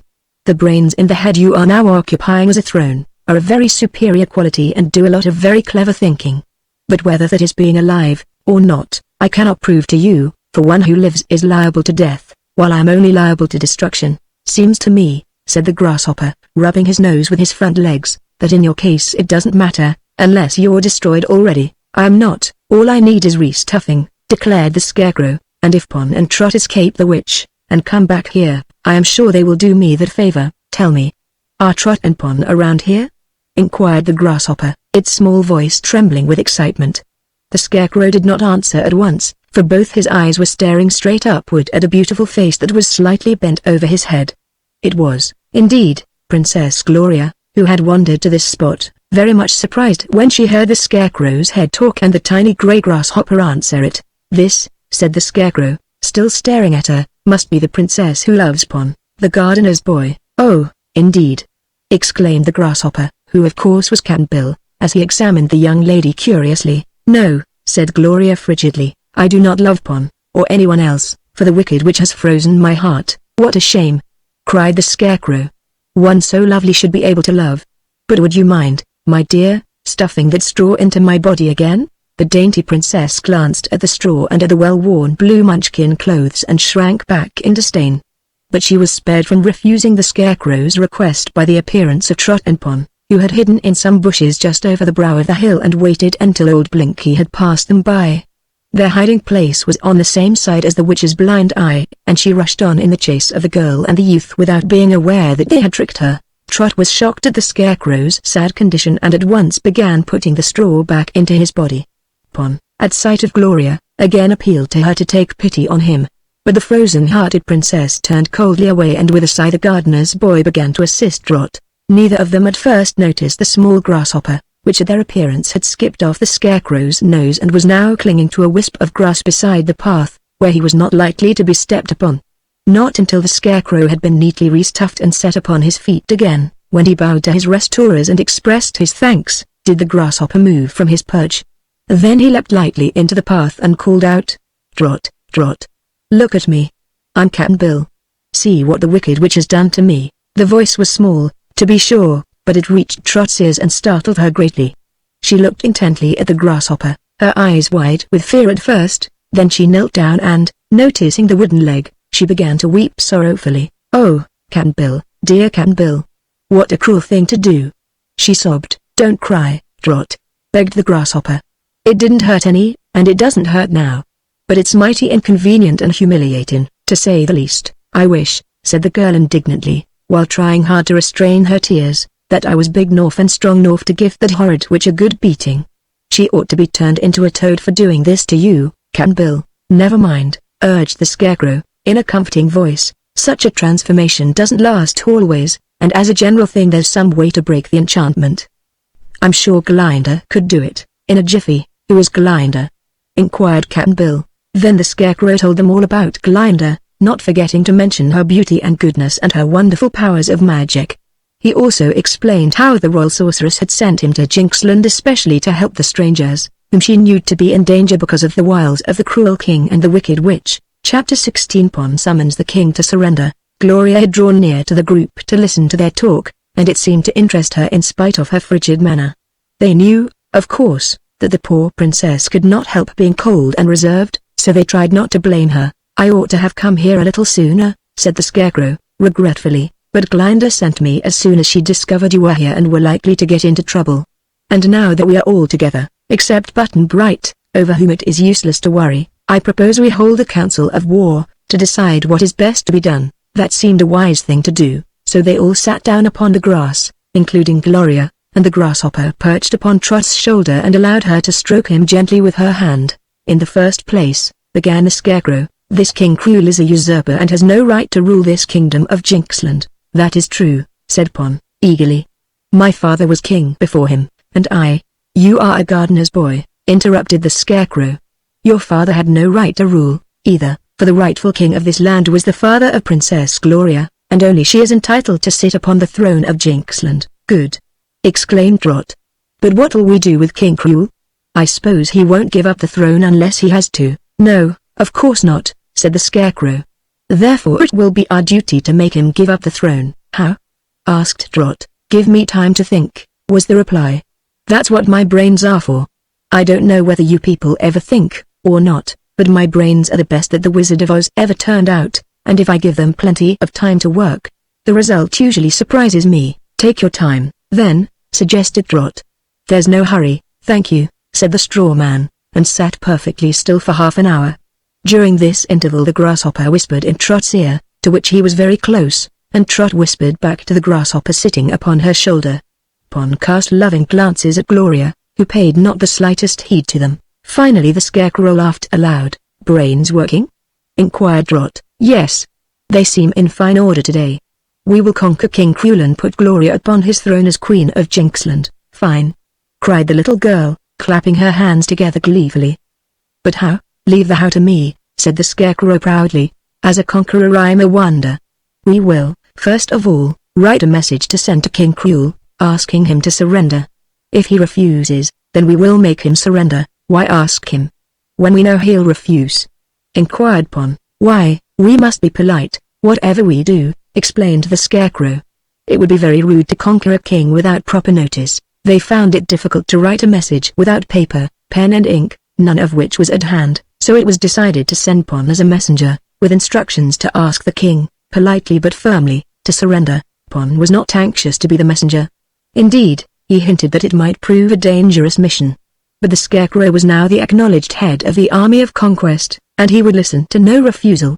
So off Pon started for the king's castle, and the others accompanied him as far as his hut, where they had decided to await the gardener's boy's return. I think it was because Pon had known the Scarecrow such a short time that he lacked confidence in the straw man's wisdom. It was easy to say, we will conquer King Cruel, but when Pon drew near to the great castle he began to doubt the ability of a straw-stuffed man, a girl, a grasshopper and a frozen-hearted princess to do it. As for himself, he had never thought of defying the king before. That was why the gardener's boy was not very bold when he entered the castle and passed through to the enclosed court where the king was just then seated, with his favorite courtiers around him. None prevented Pon's entrance, because he was known to be the gardener's boy, but when the king saw him he began to frown fiercely. He considered Pon to be to blame for all his trouble with Princess Gloria, who since her heart had been frozen had escaped to some unknown place, instead of returning to the castle to wed Cockly-Coo, as she had been expected to do. So the king bared his teeth angrily as he demanded, "What have you done with Princess Gloria?" "Nothing, your majesty." "I have done nothing at all," answered Pon in a faltering voice. "She does not love me anymore and even refuses to speak to me." "Then why are you here, you rascal?" roared the king. Pon looked first one way and then another, but saw no means of escape, so he plucked up courage. "I am here to summon your majesty to surrender." "What?" shouted the king. "Surrender? Surrender to whom?" Pon's heart sank to his boots. "To the Scarecrow," he replied. Some of the courtiers began to titter, but King Cruel was greatly annoyed. He sprang up and began to beat poor Pon with the golden staff he carried. Pon howled lustily and would have run away had not two of the soldiers held him until his majesty was exhausted with punishing the boy. Then they let him go and he left the castle and returned along the road, sobbing at every step because his body was so sore and aching. "Well," said the Scarecrow, "did the king surrender?" "No, but he gave me a good drubbing," sobbed poor Pon. Trot was very sorry for Pon, but Gloria did not seem affected in any way by her lover's anguish. The grasshopper leapt to the Scarecrow's shoulder and asked him what he was going to do next. "Conquer," was the reply. "But I will go alone, this time, for beatings cannot hurt me at all, nor can lance thrusts, or sword cuts, or arrow pricks." "Why is that?" inquired Trot. "Because I have no nerves, such as you meat people possess. Even grasshoppers have nerves, but straw doesn't, so whatever they do, except just one thing, they cannot injure me.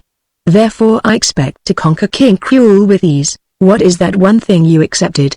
asked Trot. "They will never think of it, so never mind. And now, if you will kindly excuse me for a time, I'll go over to the castle and do my conquering." "You have no weapons," Pon reminded him. "True," said the Scarecrow. "But if I carried weapons I might injure someone, perhaps seriously, and that would make me unhappy. I will just borrow that riding whip, which I see in the corner of your hut, if you don't mind. It isn't exactly proper to walk with a riding whip, but I trust you will excuse the inconsistency." Pon handed him the whip and the Scarecrow bowed to all the party and left the hut, proceeding leisurely along the way to the king's castle. Chapter 17 The Orc Rescues Button Bright. I must now tell you what had become of Button Bright since he wandered away in the morning and got lost. This small boy, as perhaps you have discovered, was almost as destitute of nerves as the Scarecrow. Nothing ever astonished him much, nothing ever worried him or made him unhappy. Good fortune or bad fortune he accepted with a quiet smile, never complaining, whatever happened. This was one reason why Button-Bright was a favorite with all who knew him, and perhaps it was the reason why he so often got into difficulties, or found himself lost. Today, as he wandered here and there, over hill and down dale, he missed Trot and Cap'n Bill, of whom he was fond, but nevertheless he was not unhappy. The birds sang merrily and the wildflowers were beautiful and the breeze had a fragrance of new-mown hay. The only bad thing about this country is its king, he reflected, but the country isn't to blame for that. A prairie dog stuck its round head out of a mound of earth and looked at the boy with bright eyes. "Walk around my house, please," it said, "and then you won't harm it or disturb the babies." "All right," answered Button-Bright, and took care not to step on the mound. He went on, whistling merrily, until a petulant voice cried, "Oh, stop it. Please stop that noise. It gets on my nerves." Button-Bright saw an old grey owl sitting in the crotch of a tree, and he replied with a laugh, "All right, old fussy," and stopped whistling until he had passed out of the owl's hearing. At noon he came to a farmhouse where an aged couple lived.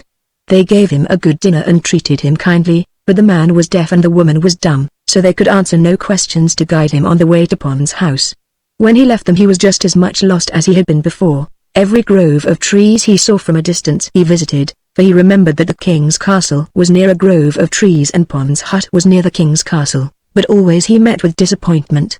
Finally, passing through one of these groves, he came out into the open and found himself face to face with the orc. "Hello," said Button-Bright. "Where did you come from?" "From Orkland," was the reply. "I've found my own country, at last, and it is not far from here, either. I would have come back to you sooner, to see how you are getting along, had not my family and friends welcomed my return so royally that a great celebration was held in my honor. So I couldn't very well leave Orkland again until the excitement was over." "Can you find your way back home again?" asked the boy. "Yes, easily, for now I know exactly where it is." "But where are Trot and Cap'n Bill?" Button-Bright related to the orc their adventures since it had left them in Jinxland, telling of Trot's fear that the king had done something wicked to Cap'n Bill, and of Pom's love for Gloria, and how Trot and Button-Bright had been turned out of the king's castle. That was all the news that the boy had, but it made the orc anxious for the safety of his friends. "We must go to them at once, for they may need us," he said. "I don't know where to go," confessed Button-Bright. "I'm lost." "Well, I can take you back to the hut of the gardener's boy," promised the orc, "for when I fly high in the air I can look down and easily spy the king's castle. That was how I happened to spy you, just entering the grove, so I flew down and waited until you came out." "How can you carry me?" asked the boy. "You'll have to straddle my shoulders and put your arms around my neck." "Do you think you can keep from falling off?" "I'll try," said Button-Bright. So the orc squatted down and the boy took his seat and held on tight. Then the skinny creature's tail began whirling and up they went, far above all the treetops. After the orc had circled around once or twice, its sharp eyes located the towers of the castle and away it flew, straight toward the place.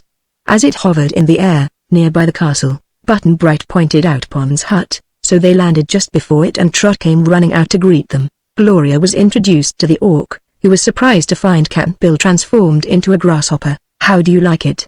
asked the creature. "Why, it worries me a good deal," answered Cap'n Bill, perched upon Trot's shoulder. "I'm always afraid to be stepped on, and I don't like the flavor of grass and can't seem to get used to it. It's my nature to eat grass, you know, but I begin to suspect it's an acquired taste." "Can you give molasses?" asked the orc. "I guess I'm not that kind of a grasshopper," replied Cap'n Bill. "But I can't say what I might do if I was squeezed, which I hope I won't be." "Well," said the orc, "it's a great pity, and I'd like to meet that cruel king and his wicked witch and punish them both severely. You're awfully small, Cap'n Bill, but I think I would recognize you anywhere by your wooden leg." Then the orc and Button-Bright were told all about Gloria's frozen heart and how the Scarecrow had come from the land of Oz to help them. The orc seemed rather disturbed when it learned that the Scarecrow had gone alone to conquer King Cruel. "I'm afraid he'll make a fizzle of it," said the skinny creature, "and there's no telling what the terrible king might do to the poor Scarecrow, who seems like a very interesting person. So I believe I'll take a hand in this conquest myself." "How?" asked Trot. "Wait and see," was the reply. "But, first of all, I must fly home again, back to my own country, so if you'll forgive my leaving you so soon, I'll be off at once. Stand away from my tail, please, so that the wind from it, when it revolves, won't knock you over." They gave the creature plenty of room and away it went like a flash and soon disappeared in the sky. "I wonder," said Button Bright, looking solemnly after the orc, "whether he'll ever come back again." "Of course he will," returned Trot. "The orc's a pretty good fellow, and we can depend on him. And mark my words, Button Bright, whenever our orc does come back, there's one cruel king in Jinxland that'll wish he hadn't." Chapter 18 The Scarecrow Meets an Enemy. The Scarecrow was not a bit afraid of King Cruel. Indeed, he rather enjoyed the prospect of conquering the evil king and putting Gloria on the throne of Jinxland in his place.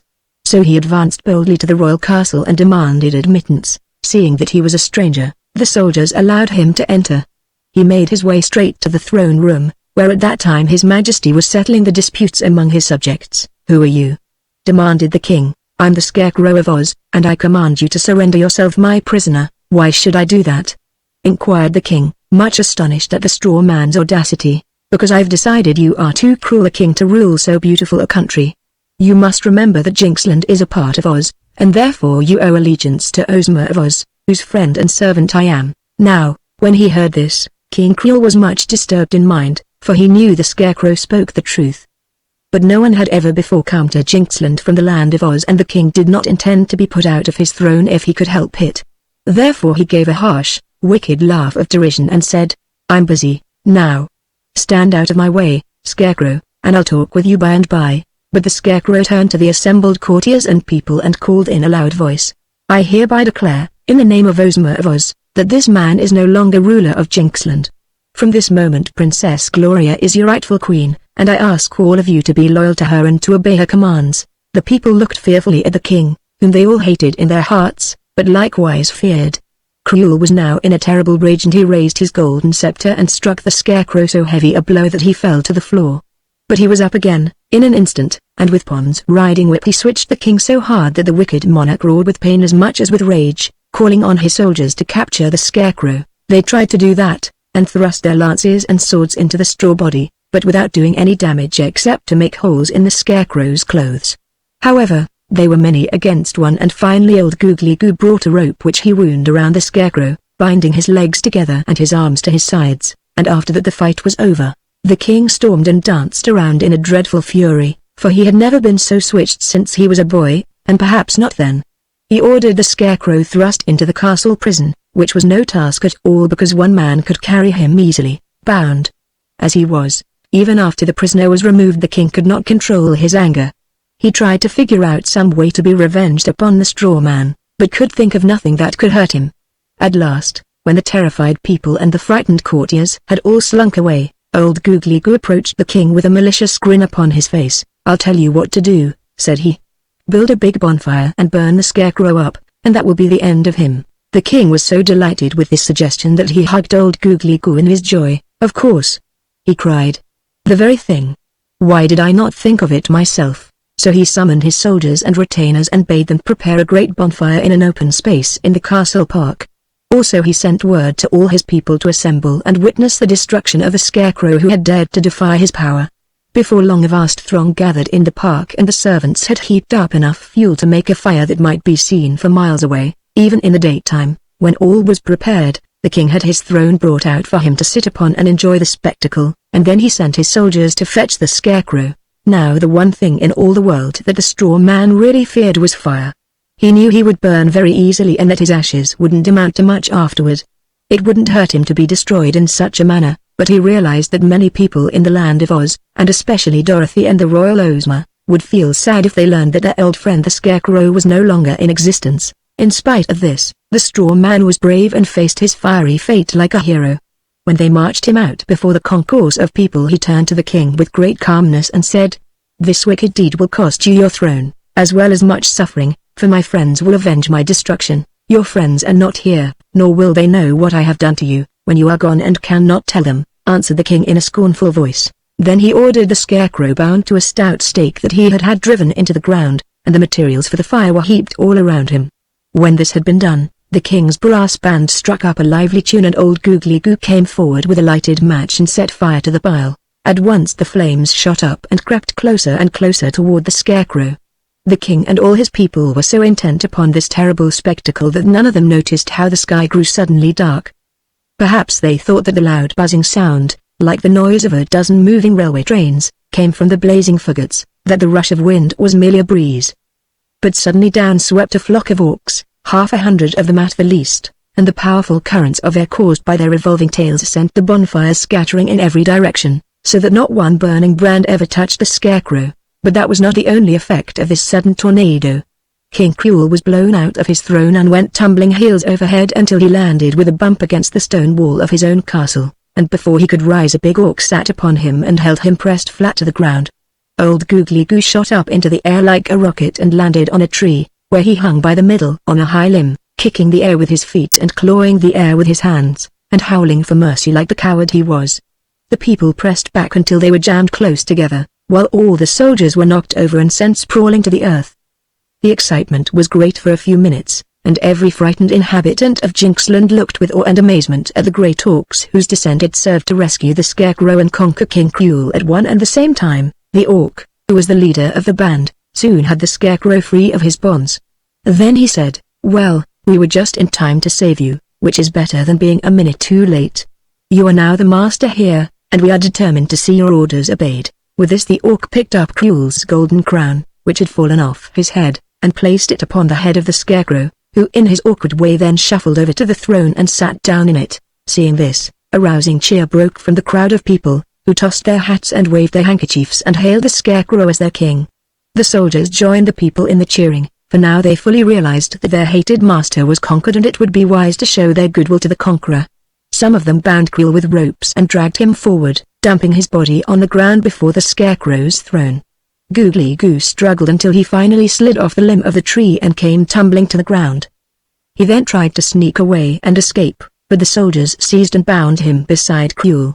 "The tables are turned," said the Scarecrow, swelling out his chest until the straw within it crackled pleasantly, for he was highly pleased. "But it was you and your people who did it, friend Orc, and from this time you may count me your humble servant." Chapter 19 The Conquest of the Witch.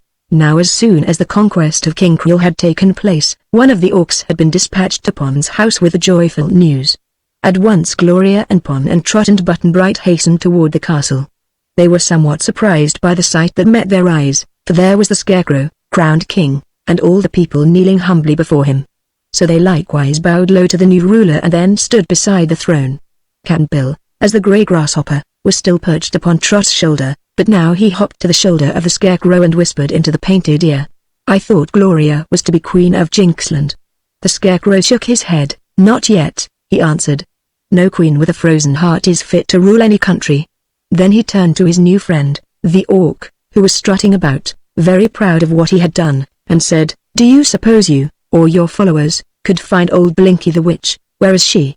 asked the Orc. "Somewhere in Jinxland, I'm sure." "Then," said the Orc, "we shall certainly be able to find her. It will give me great pleasure," declared the Scarecrow. "When you have found her, bring her here to me, and I will then decide what to do with her." The Orc called his followers together and spoke a few words to them in a low tone. A moment after they rose into the air, so suddenly that the Scarecrow, who was very light in weight, was blown quite out of his throne and into the arms of Pon, who replaced him carefully upon his seat. There was an eddy of dust and ashes, too, and the grasshopper only saved himself from being whirled into the crowd of people by jumping into a tree, from where a series of hops soon brought him back to Trot's shoulder again. The orcs were quite out of sight by this time, so the Scarecrow made a speech to the people and presented Gloria to them, whom they knew well already and were fond of. But not all of them knew of her frozen heart, and when the Scarecrow related the story of the wicked witch's misdeeds, which had been encouraged and paid for by Cruel and Googly Goo, the people were very indignant. Meantime the 50 orcs had scattered all over Jinxland, which is not a very big country, and their sharp eyes were peering into every valley and grove and gully.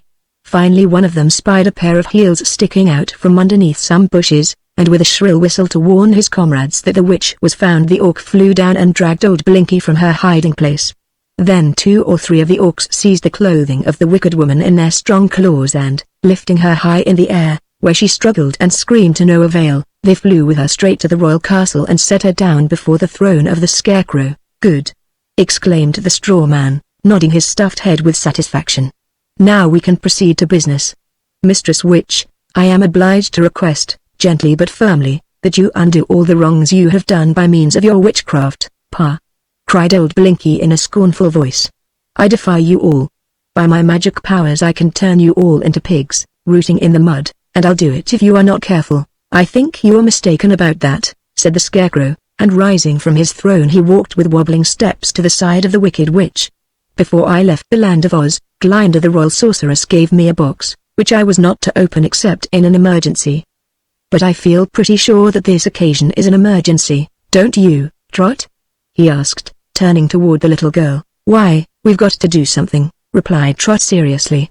"Things seem in an awful muddle here, just now, and they'll be worse if we don't stop this witch from doing more harm to people." "That is my idea, exactly," said the Scarecrow, and taking a small box from his pocket he opened the cover and tossed the contents toward Blinky. The old woman shrank back, pale and trembling, as a fine white dust settled all about her. Under its influence she seemed to the eyes of all observers to shrivel and grow smaller. "Oh, dear, she wailed, wringing her hands in fear. "Haven't you the antidote, Scarecrow?"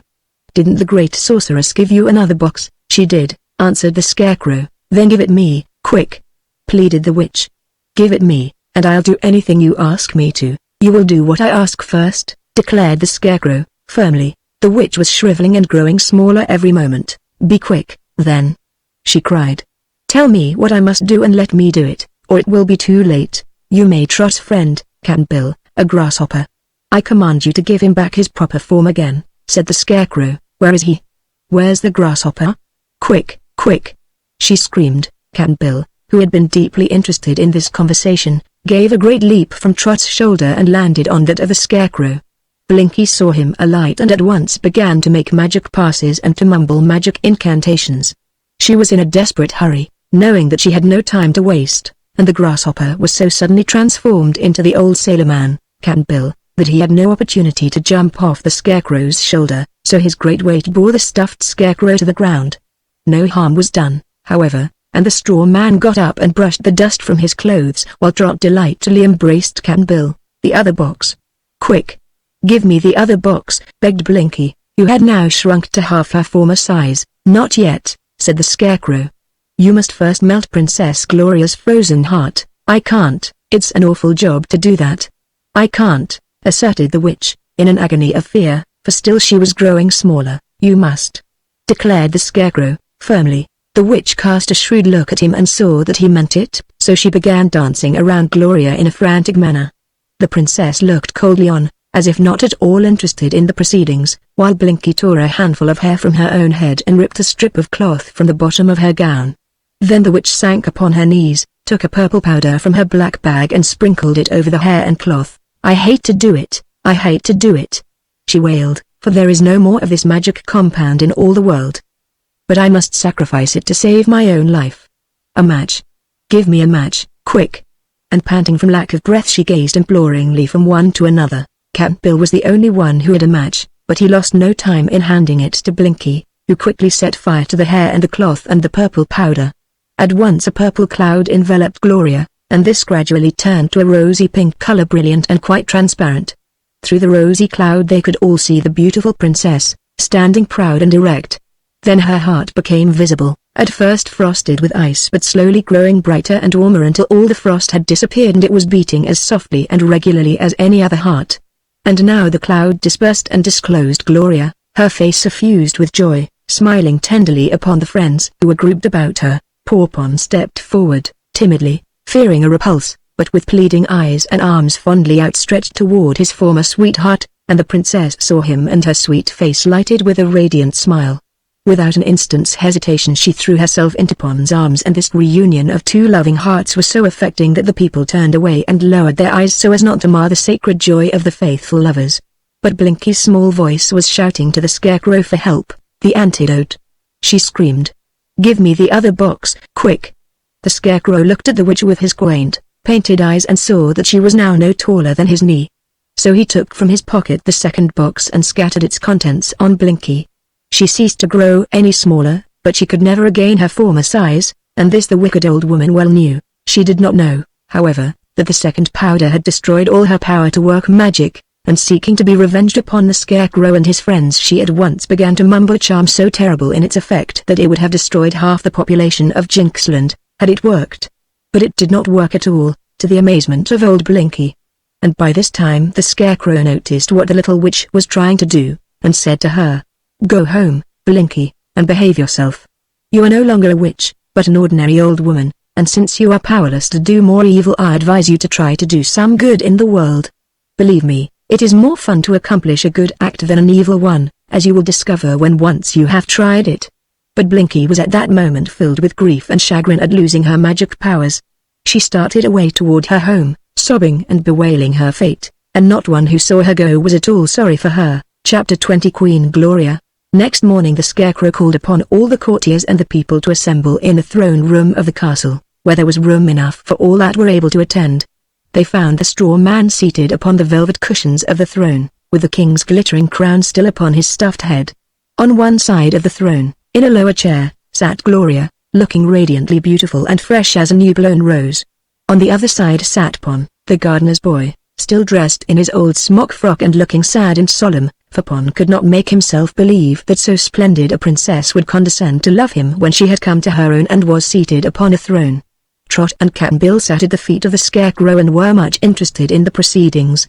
Button Bright had lost himself before breakfast, but came into the throne room before the ceremonies were over. Back of the throne stood a row of the great orcs, with their leader in the center, and the entrance to the palace was guarded by more orcs, who were regarded with wonder and awe. When all were assembled, the Scarecrow stood up and made a speech. He told how Gloria's father, the good King Kind, who had once ruled them and been loved by everyone, had been destroyed by King Fees, the father of Pon, and how King Fees had been destroyed by King Cruel. This last king had been a bad ruler, as they knew very well, and the Scarecrow declared that the only one in all Jinxland who had the right to sit upon the throne was Princess Gloria, the daughter of King Kind. But, he added, "It is not for me, a stranger, to say who shall rule you. You must decide for yourselves, or you will not be content. So choose now who shall be your future ruler," and they all shouted, "The Scarecrow. The Scarecrow shall rule us," which proved that the stuffed man had made himself very popular by his conquest of King Cruel, and the people thought they would like him for their king. But the Scarecrow shook his head so vigorously that it became loose, and Trot had to pin it firmly to his body again. "No," said he, "I belong in the land of Oz, where I am the humble servant of the lovely girl who rules us all, the royal Ozma. You must choose one of your own inhabitants to rule over Jinxland. Who shall it be?" They hesitated for a moment, and some few cried, "Pon." But many more shouted, "Gloria." So the Scarecrow took Gloria's hand and led her to the throne, where he first seated her and then took the glittering crown off his own head and placed it upon that of the young lady, where it nestled prettily amongst her soft curls. The people cheered and shouted then, kneeling before their new queen, but Gloria leaned down and took Pon's hand in both her own and raised him to the seat beside her. "You shall have both a king and a queen to care for you and to protect you, my dear subjects," she said in a sweet voice, while her face glowed with happiness, for Pon was a king's son before he became a gardener's boy, and because I love him he is to be my royal consort. That pleased them all, especially Pon, who realized that this was the most important moment of his life. Trot and Button Bright and Cap'n Bill all congratulated him on winning the beautiful Gloria, but the orc sneezed twice and said that in his opinion the young lady might have done better. Then the Scarecrow ordered the guards to bring in the wicked Cruel King no longer, and when he appeared, loaded with chains and dressed in fustian, the people hissed him and drew back as he passed so their garments would not touch him. Cruel was not haughty or overbearing any more, on the contrary he seemed very meek and in great fear of the fate his conquerors had in store for him. But Gloria and Pon were too happy to be revengeful and so they offered to appoint Cruel to the position of gardener's boy at the castle, Pon having resigned to become king. But they said he must promise to reform his wicked ways and to do his duty faithfully, and he must change his name from Cruel to Gruel. All this the man eagerly promised to do, and so when Pon retired to a room in the castle to put on princely raiment, the old brown smock he had formerly worn was given to Gruel, who then went out into the garden to water the roses. The remainder of that famous day, which was long remembered in Jinxland, was given over to feasting and merrymaking. In the evening there was a grand dance in the courtyard, where the brass band played a new piece of music called the Orc Trot, which was dedicated to our glorious Gloria, the Queen. While the Queen and Pon were leading this dance, and all the Jinxland people were having a good time, the strangers were gathered in a group in the park outside the castle. Cap'n Bill, Trot, Button Bright and the Scarecrow were there, and so was their old friend the Orc. But of all the great flock of orcs which had assisted in the conquest but 3 remained in Jinxland, besides their leader, the others having returned to their own country as soon as Gloria was crowned queen. To the young orc who had accompanied them in their adventures, Cap'n Bill said, "You've surely been a friend in need, and we're mighty grateful to you for helping us.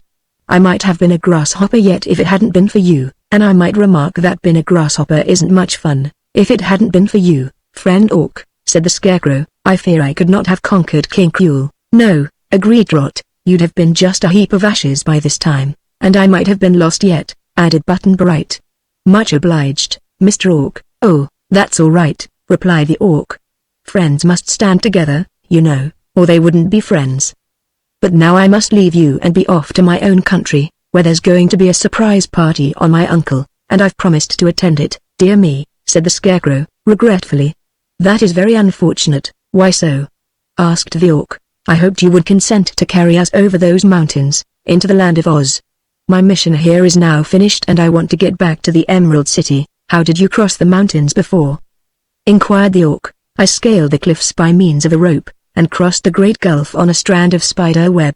Of course I can return in the same manner, but it would be a hardy journey, and perhaps an impossible one, for Trot and Button Bright and Cap'n Bill.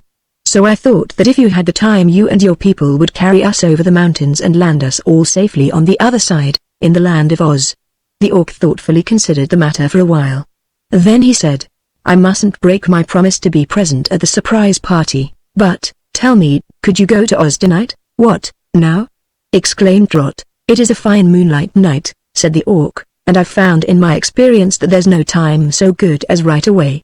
The fact is," he explained, "it's a long journey to Orkland and I and my cousins here are all rather tired by our day's work. But if you will start now, and be content to allow us to carry you over the mountains and dump you on the other side, just say the word and, off we go." Cap'n Bill and Trot looked at one another questioningly. The little girl was eager to visit the famous fairyland of Oz, and the old sailor had endured such hardships in Jinxland that he would be glad to be out of it. "It's rather impolite of us not to say goodbye to the new king and queen," remarked the Scarecrow. "But I'm sure they're too happy to miss us, and I assure you it will be much easier to fly on the backs of the orcs over those steep mountains than to climb them as I did." "All right, let's go," Trot decided. "But where's Button Bright?" Just at this important moment Button Bright was lost again, and they all scattered in search of him. He had been standing beside them just a few minutes before, but his friends had an exciting hunt for him before they finally discovered the boy seated among the members of the band, beating the end of the bass drum with the bone of a turkey leg that he had taken from the table in the banquet room. "Hello, Trot," he said, looking up at the little girl when she found him. "This is the first chance I ever had to pound a drum with a regular drumstick. And I ate all the meat off the bone myself. Come quick. We're going to the land of Oz." "Oh, what's the hurry?" said Button Bright, but she seized his arm and dragged him away to the park, where the others were waiting. Trot climbed upon the back of her old friend, the orc leader, and the others took their seats on the backs of his three cousins. As soon as all were placed and clinging to the skinny necks of the creatures, the revolving tails began to whirl, and up rose the four monster orcs and sailed away toward the mountains. They were so high in the air that when they passed the crest of the highest peak it seemed far below them. No sooner were they well across the barrier than the orcs swooped downward and landed their passengers upon the ground. "Here we are, safe in the land of Oz," cried the Scarecrow joyfully. "Oh, are we?" asked Trot, looking around her curiously. She could see the shadows of stately trees and the outlines of rolling hills. Beneath her feet was soft turf, but otherwise the subdued light of the moon disclosed nothing clearly. "Seems just like any other country," was Cap'n Bill's comment. "But it isn't," the Scarecrow assured him. "You are now within the borders of the most glorious fairyland in all the world. This part of it is just a corner of the Quadling country, and the least interesting portion of it. It's not very thickly settled, around here, I'll admit, but—" He was interrupted by a sudden whir and a rush of air as the four orcs mounted into the sky. "Good night," called the shrill voices of the strange creatures, and although Trot shouted good night as loudly as she could, the little girl was almost ready to cry because the orcs had not waited to be properly thanked for all their kindness to her and to Cap'n Bill. But the orcs were gone, and thanks for good deeds do not amount to much except to prove one's politeness. "Well, friends," said the Scarecrow, "we mustn't stay here in the meadows all night, so let us find a pleasant place to sleep. Not that it matters to me, in the least, for I never sleep. But I know that meat people like to shut their eyes and lie still during the dark hours." "I'm pretty tired," admitted Trot, yawning as she followed the straw man along a tiny path. "So, if you don't find a house handy, Cap'n Bill and I will sleep under the trees, or even on this soft grass, but a house was not very far off, although when the Scarecrow stumbled upon it there was no light in it whatever.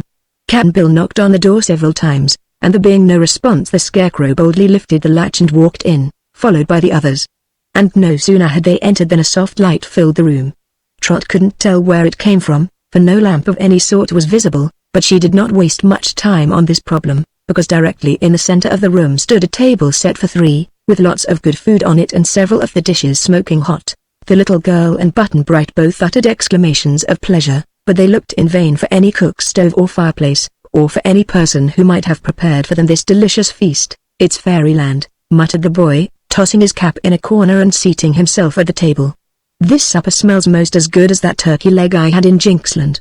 Please pass the muffins, Cap'n Bill." Trot thought it was strange that no people but themselves were in the house, but on the wall opposite the door was a gold frame bearing in big letters the word, "Welcome," so she had no further hesitation in eating of the food so mysteriously prepared for them. "But there are only places for three," she exclaimed. "Three are quite enough," said the Scarecrow. "I never eat, because I am stuffed full already, and I like my nice clean straw better than I do food." Trot and the Sailor Man were hungry and made a hearty meal, for not since they had left home had they tasted such good food. It was surprising that Button-Bright could eat so soon after his feast in Jinxland, but the boy always ate whenever there was an opportunity. "If I don't eat now," he said, "the next time I'm hungry I'll wish I had." "Really, Can," remarked Trot, when she found a dish of ice cream appear beside her plate, "I believe this is fairyland." "Sure enough, there's no doubt of it, Trot," he answered gravely. "I've been here before," said Button-Bright, "so I know." After supper they discovered three tiny bedrooms adjoining the big living room of the house, and in each room was a comfortable white bed with downy pillows. You may be sure that the tired mortals were not long in bidding the Scarecrow good night and creeping into their beds, where they slept soundly until morning. For the first time since they set eyes on the terrible whirlpool, Trot and Cap'n Bill were free from anxiety and care. Button-Bright never worried about anything. The Scarecrow, not being able to sleep, looked out of the window and tried to count the stars. Chapter 21 Dorothy, Betsy and Ozma. I suppose many of my readers have read descriptions of the beautiful and magnificent Emerald City of Oz, so I need not describe it here, except to state that never has any city in any fairyland ever equaled this one in stately splendor. It lies almost exactly in the center of the land of Oz, and in the center of the Emerald City rises the wall of glistening emeralds that surrounds the Palace of Ozma. The palace is almost a city in itself and is inhabited by many of the ruler's especial friends and those who have won her confidence and favor. As for Ozma herself, there are no words in any dictionary I can find that are fitted to describe this young girl's beauty of mind and person. Merely to see her is to love her for her charming face and manners, to know her is to love her for her tender sympathy, her generous nature, her truth and honor. Born of a long line of fairy queens, Ozma is as nearly perfect as any fairy may be, and she is noted for her wisdom as well as for her other qualities. Her happy subjects adore their girl ruler and each one considers her a comrade and protector. At the time of which I write, Ozma's best friend and most constant companion was a little Kansas girl named Dorothy, a mortal who had come to the land of Oz in a very curious manner and had been offered a home in Ozma's palace. Furthermore, Dorothy had been made a princess of Oz, and was as much at home in the royal palace as was the gentle ruler. She knew almost every part of the great country and almost all of its numerous inhabitants. Next to Ozma she was loved better than anyone in all Oz, for Dorothy was simple and sweet, seldom became angry and had such a friendly, chummy way that she made friends wherever she wandered.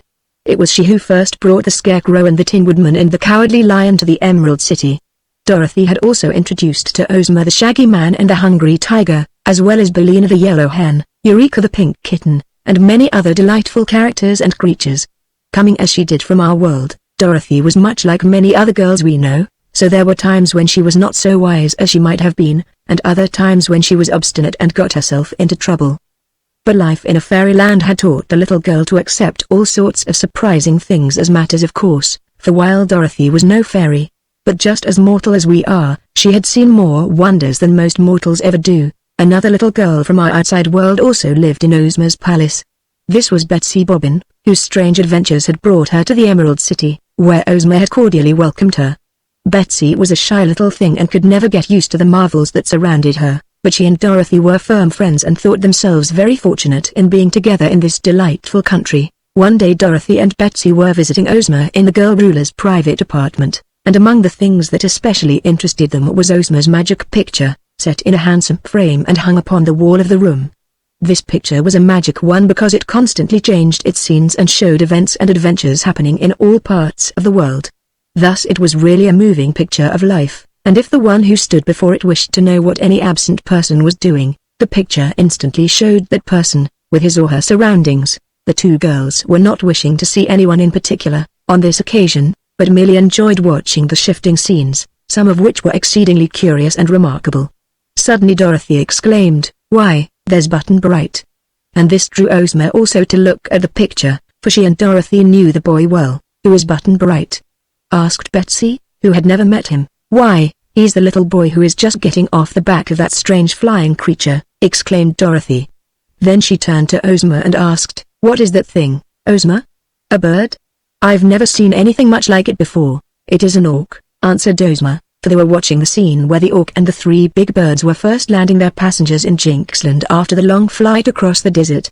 "I wonder," added the girl ruler, musingly, "why those strangers dare venture into that unfortunate country, which is ruled by a wicked king." "That girl, and the one-legged man, seem to be mortals from the outside world," said Dorothy. "The man isn't one-legged," corrected Betsy, "he has one wooden leg." "It's almost as bad," declared Dorothy, watching Cap'n Bill stump around. "They are three mortal adventurers," said Ozma, "and they seem worthy and honest.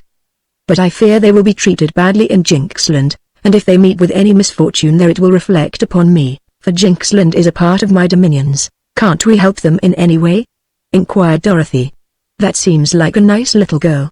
I'd be sorry if anything happened to her." "Let us watch the picture for a while," suggested Ozma, and so they all drew chairs before the magic picture and followed the adventures of Trot and Cap'n Bill and Button-Bright.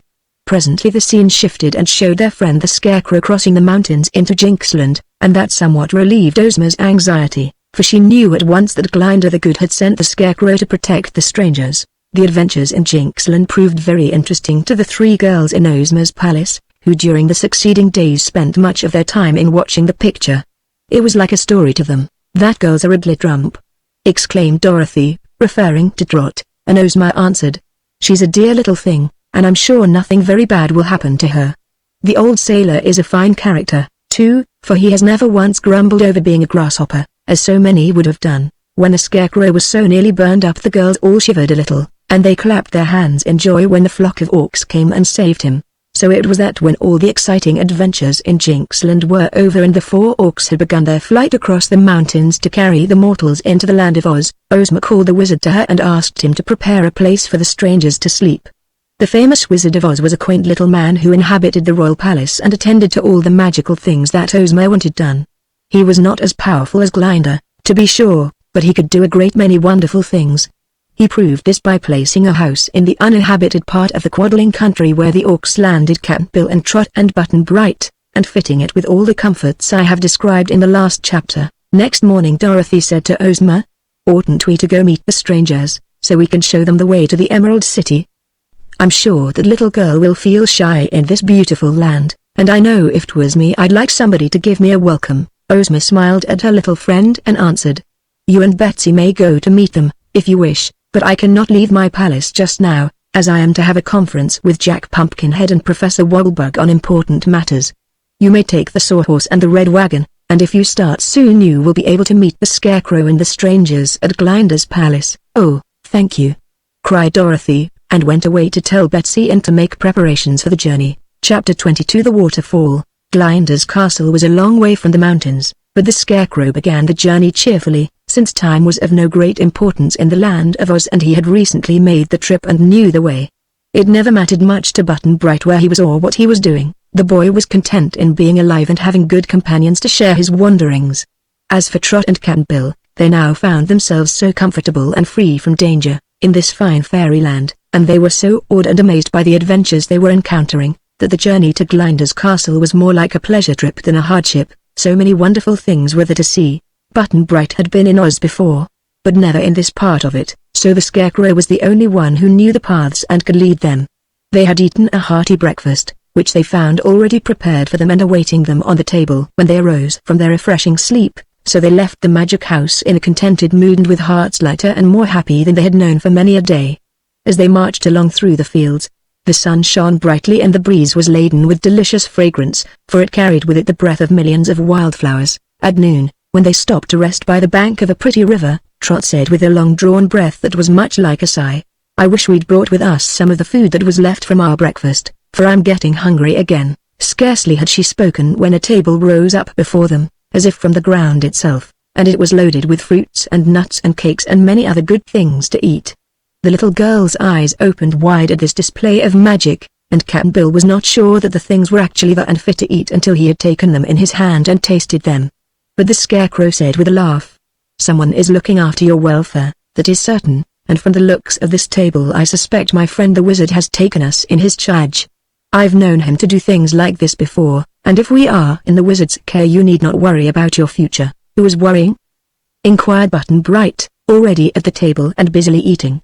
The Scarecrow looked around the place while the others were feasting, and finding many things unfamiliar to him he shook his head and remarked, "I must have taken the wrong path, back in that last valley, for on my way to Jinxland I remember that I passed around the foot of this river, where there was a great waterfall. Did the river make a bend, after the waterfall?" asked Cap'n Bill. "No. The river disappeared. Only a pool of whirling water showed what had become of the river, but I suppose it is underground, somewhere, and will come to the surface again in another part of the country." "Well," suggested Trot, as she finished her luncheon, "as there is no way to cross this river, I suppose we'll have to find that waterfall, and go around it." "Exactly," replied the Scarecrow. So they soon renewed their journey, following the river for a long time until the roar of the waterfall sounded in their ears. By and by they came to the waterfall itself, a sheet of silver dropping far, far down into a tiny lake which seemed to have no outlet. From the top of the fall, where they stood, the banks gradually sloped away, so that the descent by land was quite easy, while the river could do nothing but glide over an edge of rock and tumble straight down to the depths below. "You see," said the Scarecrow, leaning over the brink, "this is called by our Oz people the Great Waterfall, because it is certainly the highest one in all the land. But I think, help." He had lost his balance and pitched headforemost into the river. They saw a flash of straw and blue clothes, and the painted face looking upward in surprise. The next moment the Scarecrow was swept over the waterfall and plunged into the basin below. The accident had happened so suddenly that for a moment they were all too horrified to speak or move. "Quick! We must go to help him or he will be drowned," Trot exclaimed. Even while speaking she began to descend the bank to the pool below, and Cap'n Bill followed as swiftly as his wooden leg would let him. Button-Bright came more slowly, calling to the girl. "He can't drown, Trot, he's a Scarecrow." But she wasn't sure a Scarecrow couldn't drown and never relaxed her speed until she stood on the edge of the pool, with the spray dashing in her face. Cap'n Bill, puffing and panting, had just voice enough to ask, as he reached her side, "See him, Trot?" "Not a speck of him." "Oh, Cap'n, what do you suppose has become of him?" "I suppose," replied the sailor, "that he's in that water, more or less far down, and I'm afraid it'll make his straw pretty soggy. But as for his been drowned, I agree with Button-Bright that it can't be done." There was small comfort in this assurance and Trot stood for some time searching with her eyes the bubbling water, in the hope that the Scarecrow would finally come to the surface. Presently she heard Button-Bright calling, "Come here, Trot." And looking around she saw that the boy had crept over the wet rocks to the edge of the waterfall and seemed to be peering behind it. Making her way toward him, she asked, "What do you see?" "A cave," he answered. "Let's go in. Perhaps we'll find the Scarecrow there." She was a little doubtful of that, but the cave interested her, and so did it Cap'n Bill. There was just space enough at the edge of the sheet of water for them to crowd in behind it, but after that dangerous entrance they found room enough to walk upright and after a time they came to an opening in the wall of rock. Approaching this opening, they gazed within it and found a series of steps, cut so that they might easily descend into the cavern. Trot turned to look inquiringly at her companions. The falling water made such din and roaring that her voice could not be heard. Cap'n Bill nodded his head, but before he could enter the cave, Button-Bright was before him, clambering down the steps without a particle of fear.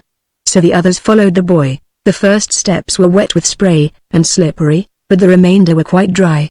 A rosy light seemed to come from the interior of the cave, and this lighted their way. After the steps there was a short tunnel, high enough for them to walk erect in.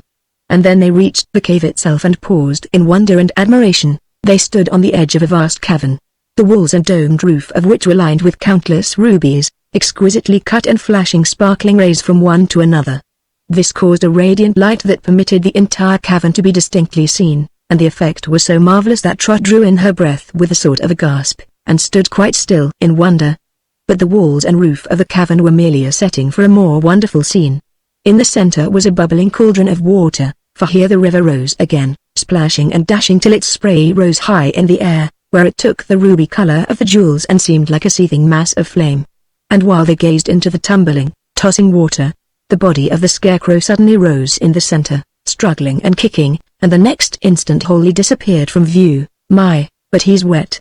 exclaimed Button-Bright, but none of the others heard him. Trot and Cap'n Bill discovered that a broad ledge, covered, like the walls, with glittering rubies, ran all around the cavern, so they followed this gorgeous path to the rear and found where the water made its final dive underground, before it disappeared entirely. Where it plunged into this dim abyss the river was black and dreary looking, and they stood gazing in awe until just beside them the body of the Scarecrow again popped up from the water. Chapter 23 The Land of Oz. The Straw Man's appearance on the water was so sudden that it startled Trot, but Cap'n Bill had the presence of mind to stick his wooden leg out over the water and the Scarecrow made a desperate clutch and grabbed the leg with both hands. He managed to hold on until Trot and Button-Bright knelt down and seized his clothing, but the children would have been powerless to drag the soaked Scarecrow ashore had not Cap'n Bill now assisted them. When they laid him on the ledge of rubies he was the most useless-looking Scarecrow you can imagine, his straw sodden and dripping with water, his clothing wet and crumpled, while even the sack upon which his face was painted had become so wrinkled that the old jolly expression of their stuffed friend's features was entirely gone. But he could still speak, and when Trot bent down her ear she heard him say, "Get me out of here as soon as you can." That seemed a wise thing to do, so Cap'n Bill lifted his head and shoulders, and Trot and Button-Bright each took a leg. Among them they partly carried and partly dragged the damp Scarecrow out of the ruby cavern, along the tunnel, and up the flight of rock steps. It was somewhat difficult to get him past the edge of the waterfall, but they succeeded, after much effort, and a few minutes later laid their poor comrade on a grassy bank where the sun shone upon him freely and he was beyond the reach of the spray. Cap'n Bill now knelt down and examined the straw that the Scarecrow was stuffed with. "I don't believe it'll be of much use to him anymore," said he, "for it's full of pollywogs and fish eggs, and the water has took all the crinkle out o' the straw and ruined it. I guess, Trot, that the best thing for us to do is to empty out all his body and carry his head and clothes along the road till we come to a field or a house where we can get some fresh straw." "Yes, Cap'n," she agreed, "there's nothing else to be done." "But how shall we ever find the road to Glinda's palace, without the Scarecrow to guide us?" "That's easy," said the Scarecrow, speaking in a rather feeble but distinct voice. "If Cap'n Bill will carry my head on his shoulders, eyes front, I can tell him which way to go." So they followed that plan and emptied all the old, wet straw out of the Scarecrow's body. Then the sailor man wrung out the clothes and laid them in the sun till they were quite dry.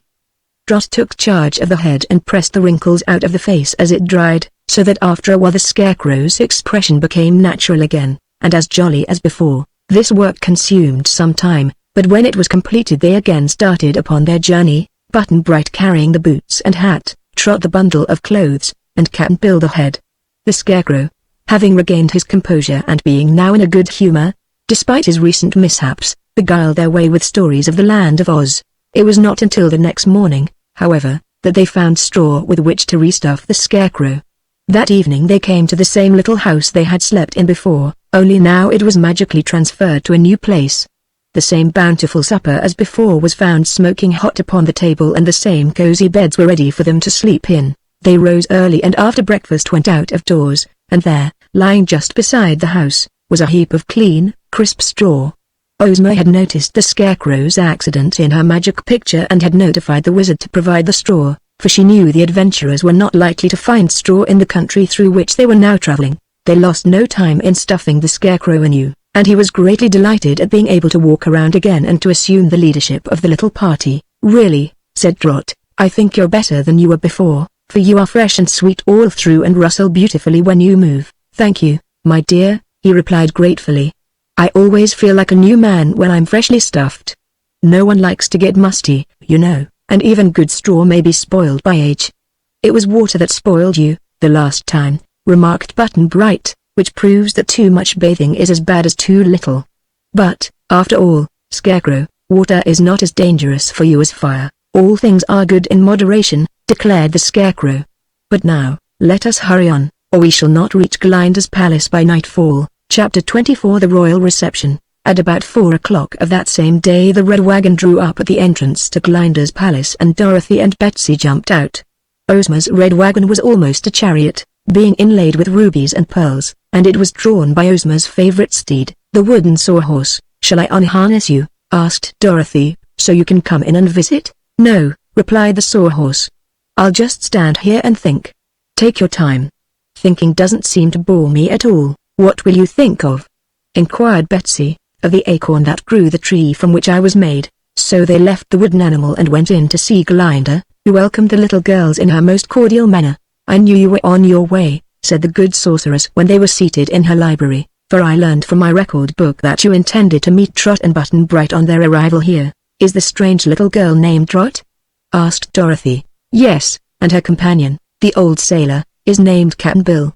I think we shall like them very much, for they are just the kind of people to enjoy and appreciate our fairyland, and I do not see any way, at present, for them to return again to the outside world." "Well, there's room enough here for them, I'm sure," said Dorothy. "Betsy and I are already eager to welcome Trot. It will keep us busy for a year, at least, showing her all the wonderful things in Oz." Glinda smiled. "I have lived here many years," said she, "and I have not seen all the wonders of Oz yet." Meantime the travelers were drawing near to the palace, and when they first caught sight of its towers Trot realized that it was far more grand and imposing than was the king's castle in Jinxland.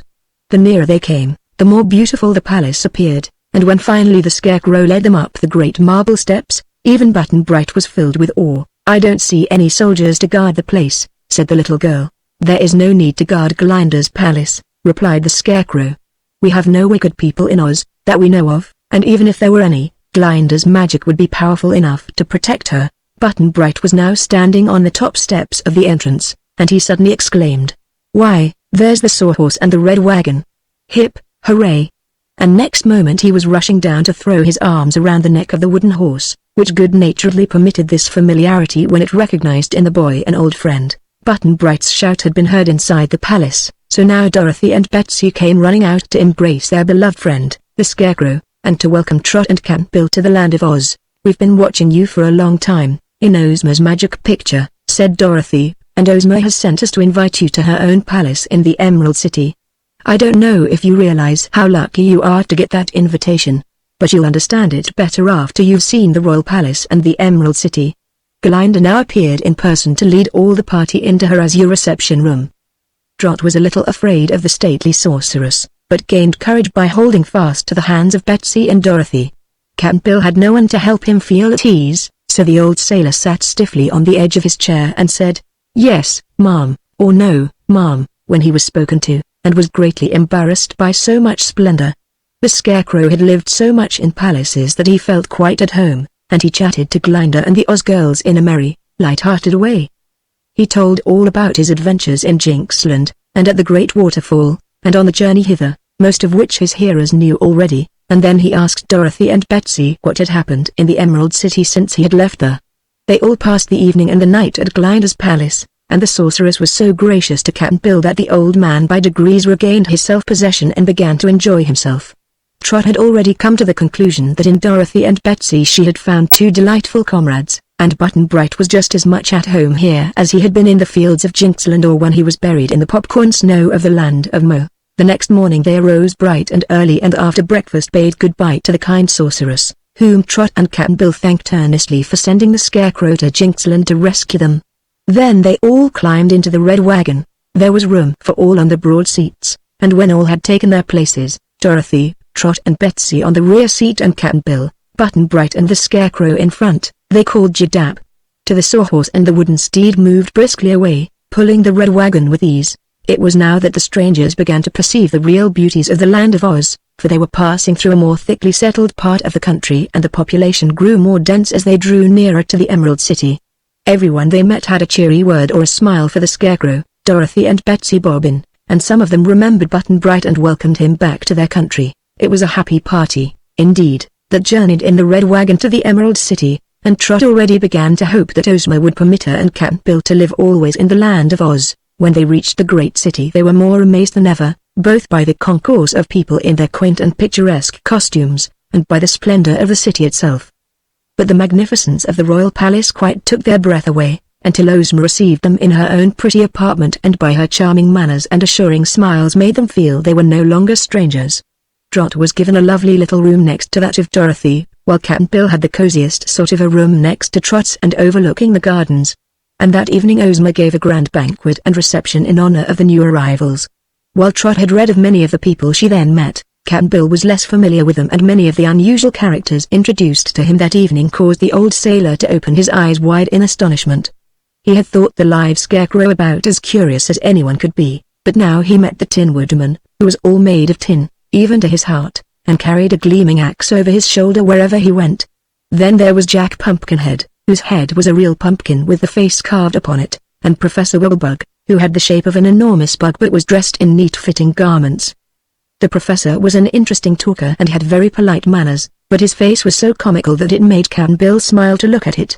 A great friend of Dorothy and Ozma seemed to be a machine man called Tick-Tock, who ran down several times during the evening and had to be wound up again by someone before he could move or speak. At the reception appeared the Shaggy Man and his brother, both very popular in Oz, as well as Dorothy's Uncle Henry and Aunt Em, two happy old people who lived in a pretty cottage near the palace. But what perhaps seemed most surprising to both Trot and Cap'n Bill was the number of peculiar animals admitted into Ozma's parlors, where they not only conducted themselves quite properly but were able to talk as well as anyone. There was the Cowardly Lion, an immense beast with a beautiful mane, and the Hungry Tiger, who smiled continually, and Eureka the Pink Kitten, who lay curled upon a cushion and had rather supercilious manners, and the Wooden Sawhorse, and 9 tiny piglets that belonged to the Wizard, and a mule named Hank, who belonged to Betsy Bobbin. A fuzzy little terrier dog, named Toto, lay at Dorothy's feet but seldom took part in the conversation, although he listened to every word that was said. But the most wonderful of all to Trot was a square beast with a winning smile, that squatted in a corner of the room and wagged his square head at everyone in quite a jolly way. Betsy told Trot that this unique beast was called the Woozy, and there was no other like him in all the world. Cap'n Bill and Trotter both looked around expectantly for the Wizard of Oz, but the evening was far advanced before the famous little man entered the room. But he went up to the strangers at once and said, "I know you, but you don't know me, so let's get acquainted." And they did get acquainted, in a very short time, and before the evening was over Trot felt that she knew every person and animal present at the reception, and that they were all her good friends. Suddenly they looked around for Button Bright, but he was nowhere to be found. "Dear me!" cried Trot. "He's lost again." "Never mind, my dear," said Ozma, with her charming smile. "No one can go far astray in the land of Oz, and if Button Bright isn't lost occasionally, he isn't happy." The end.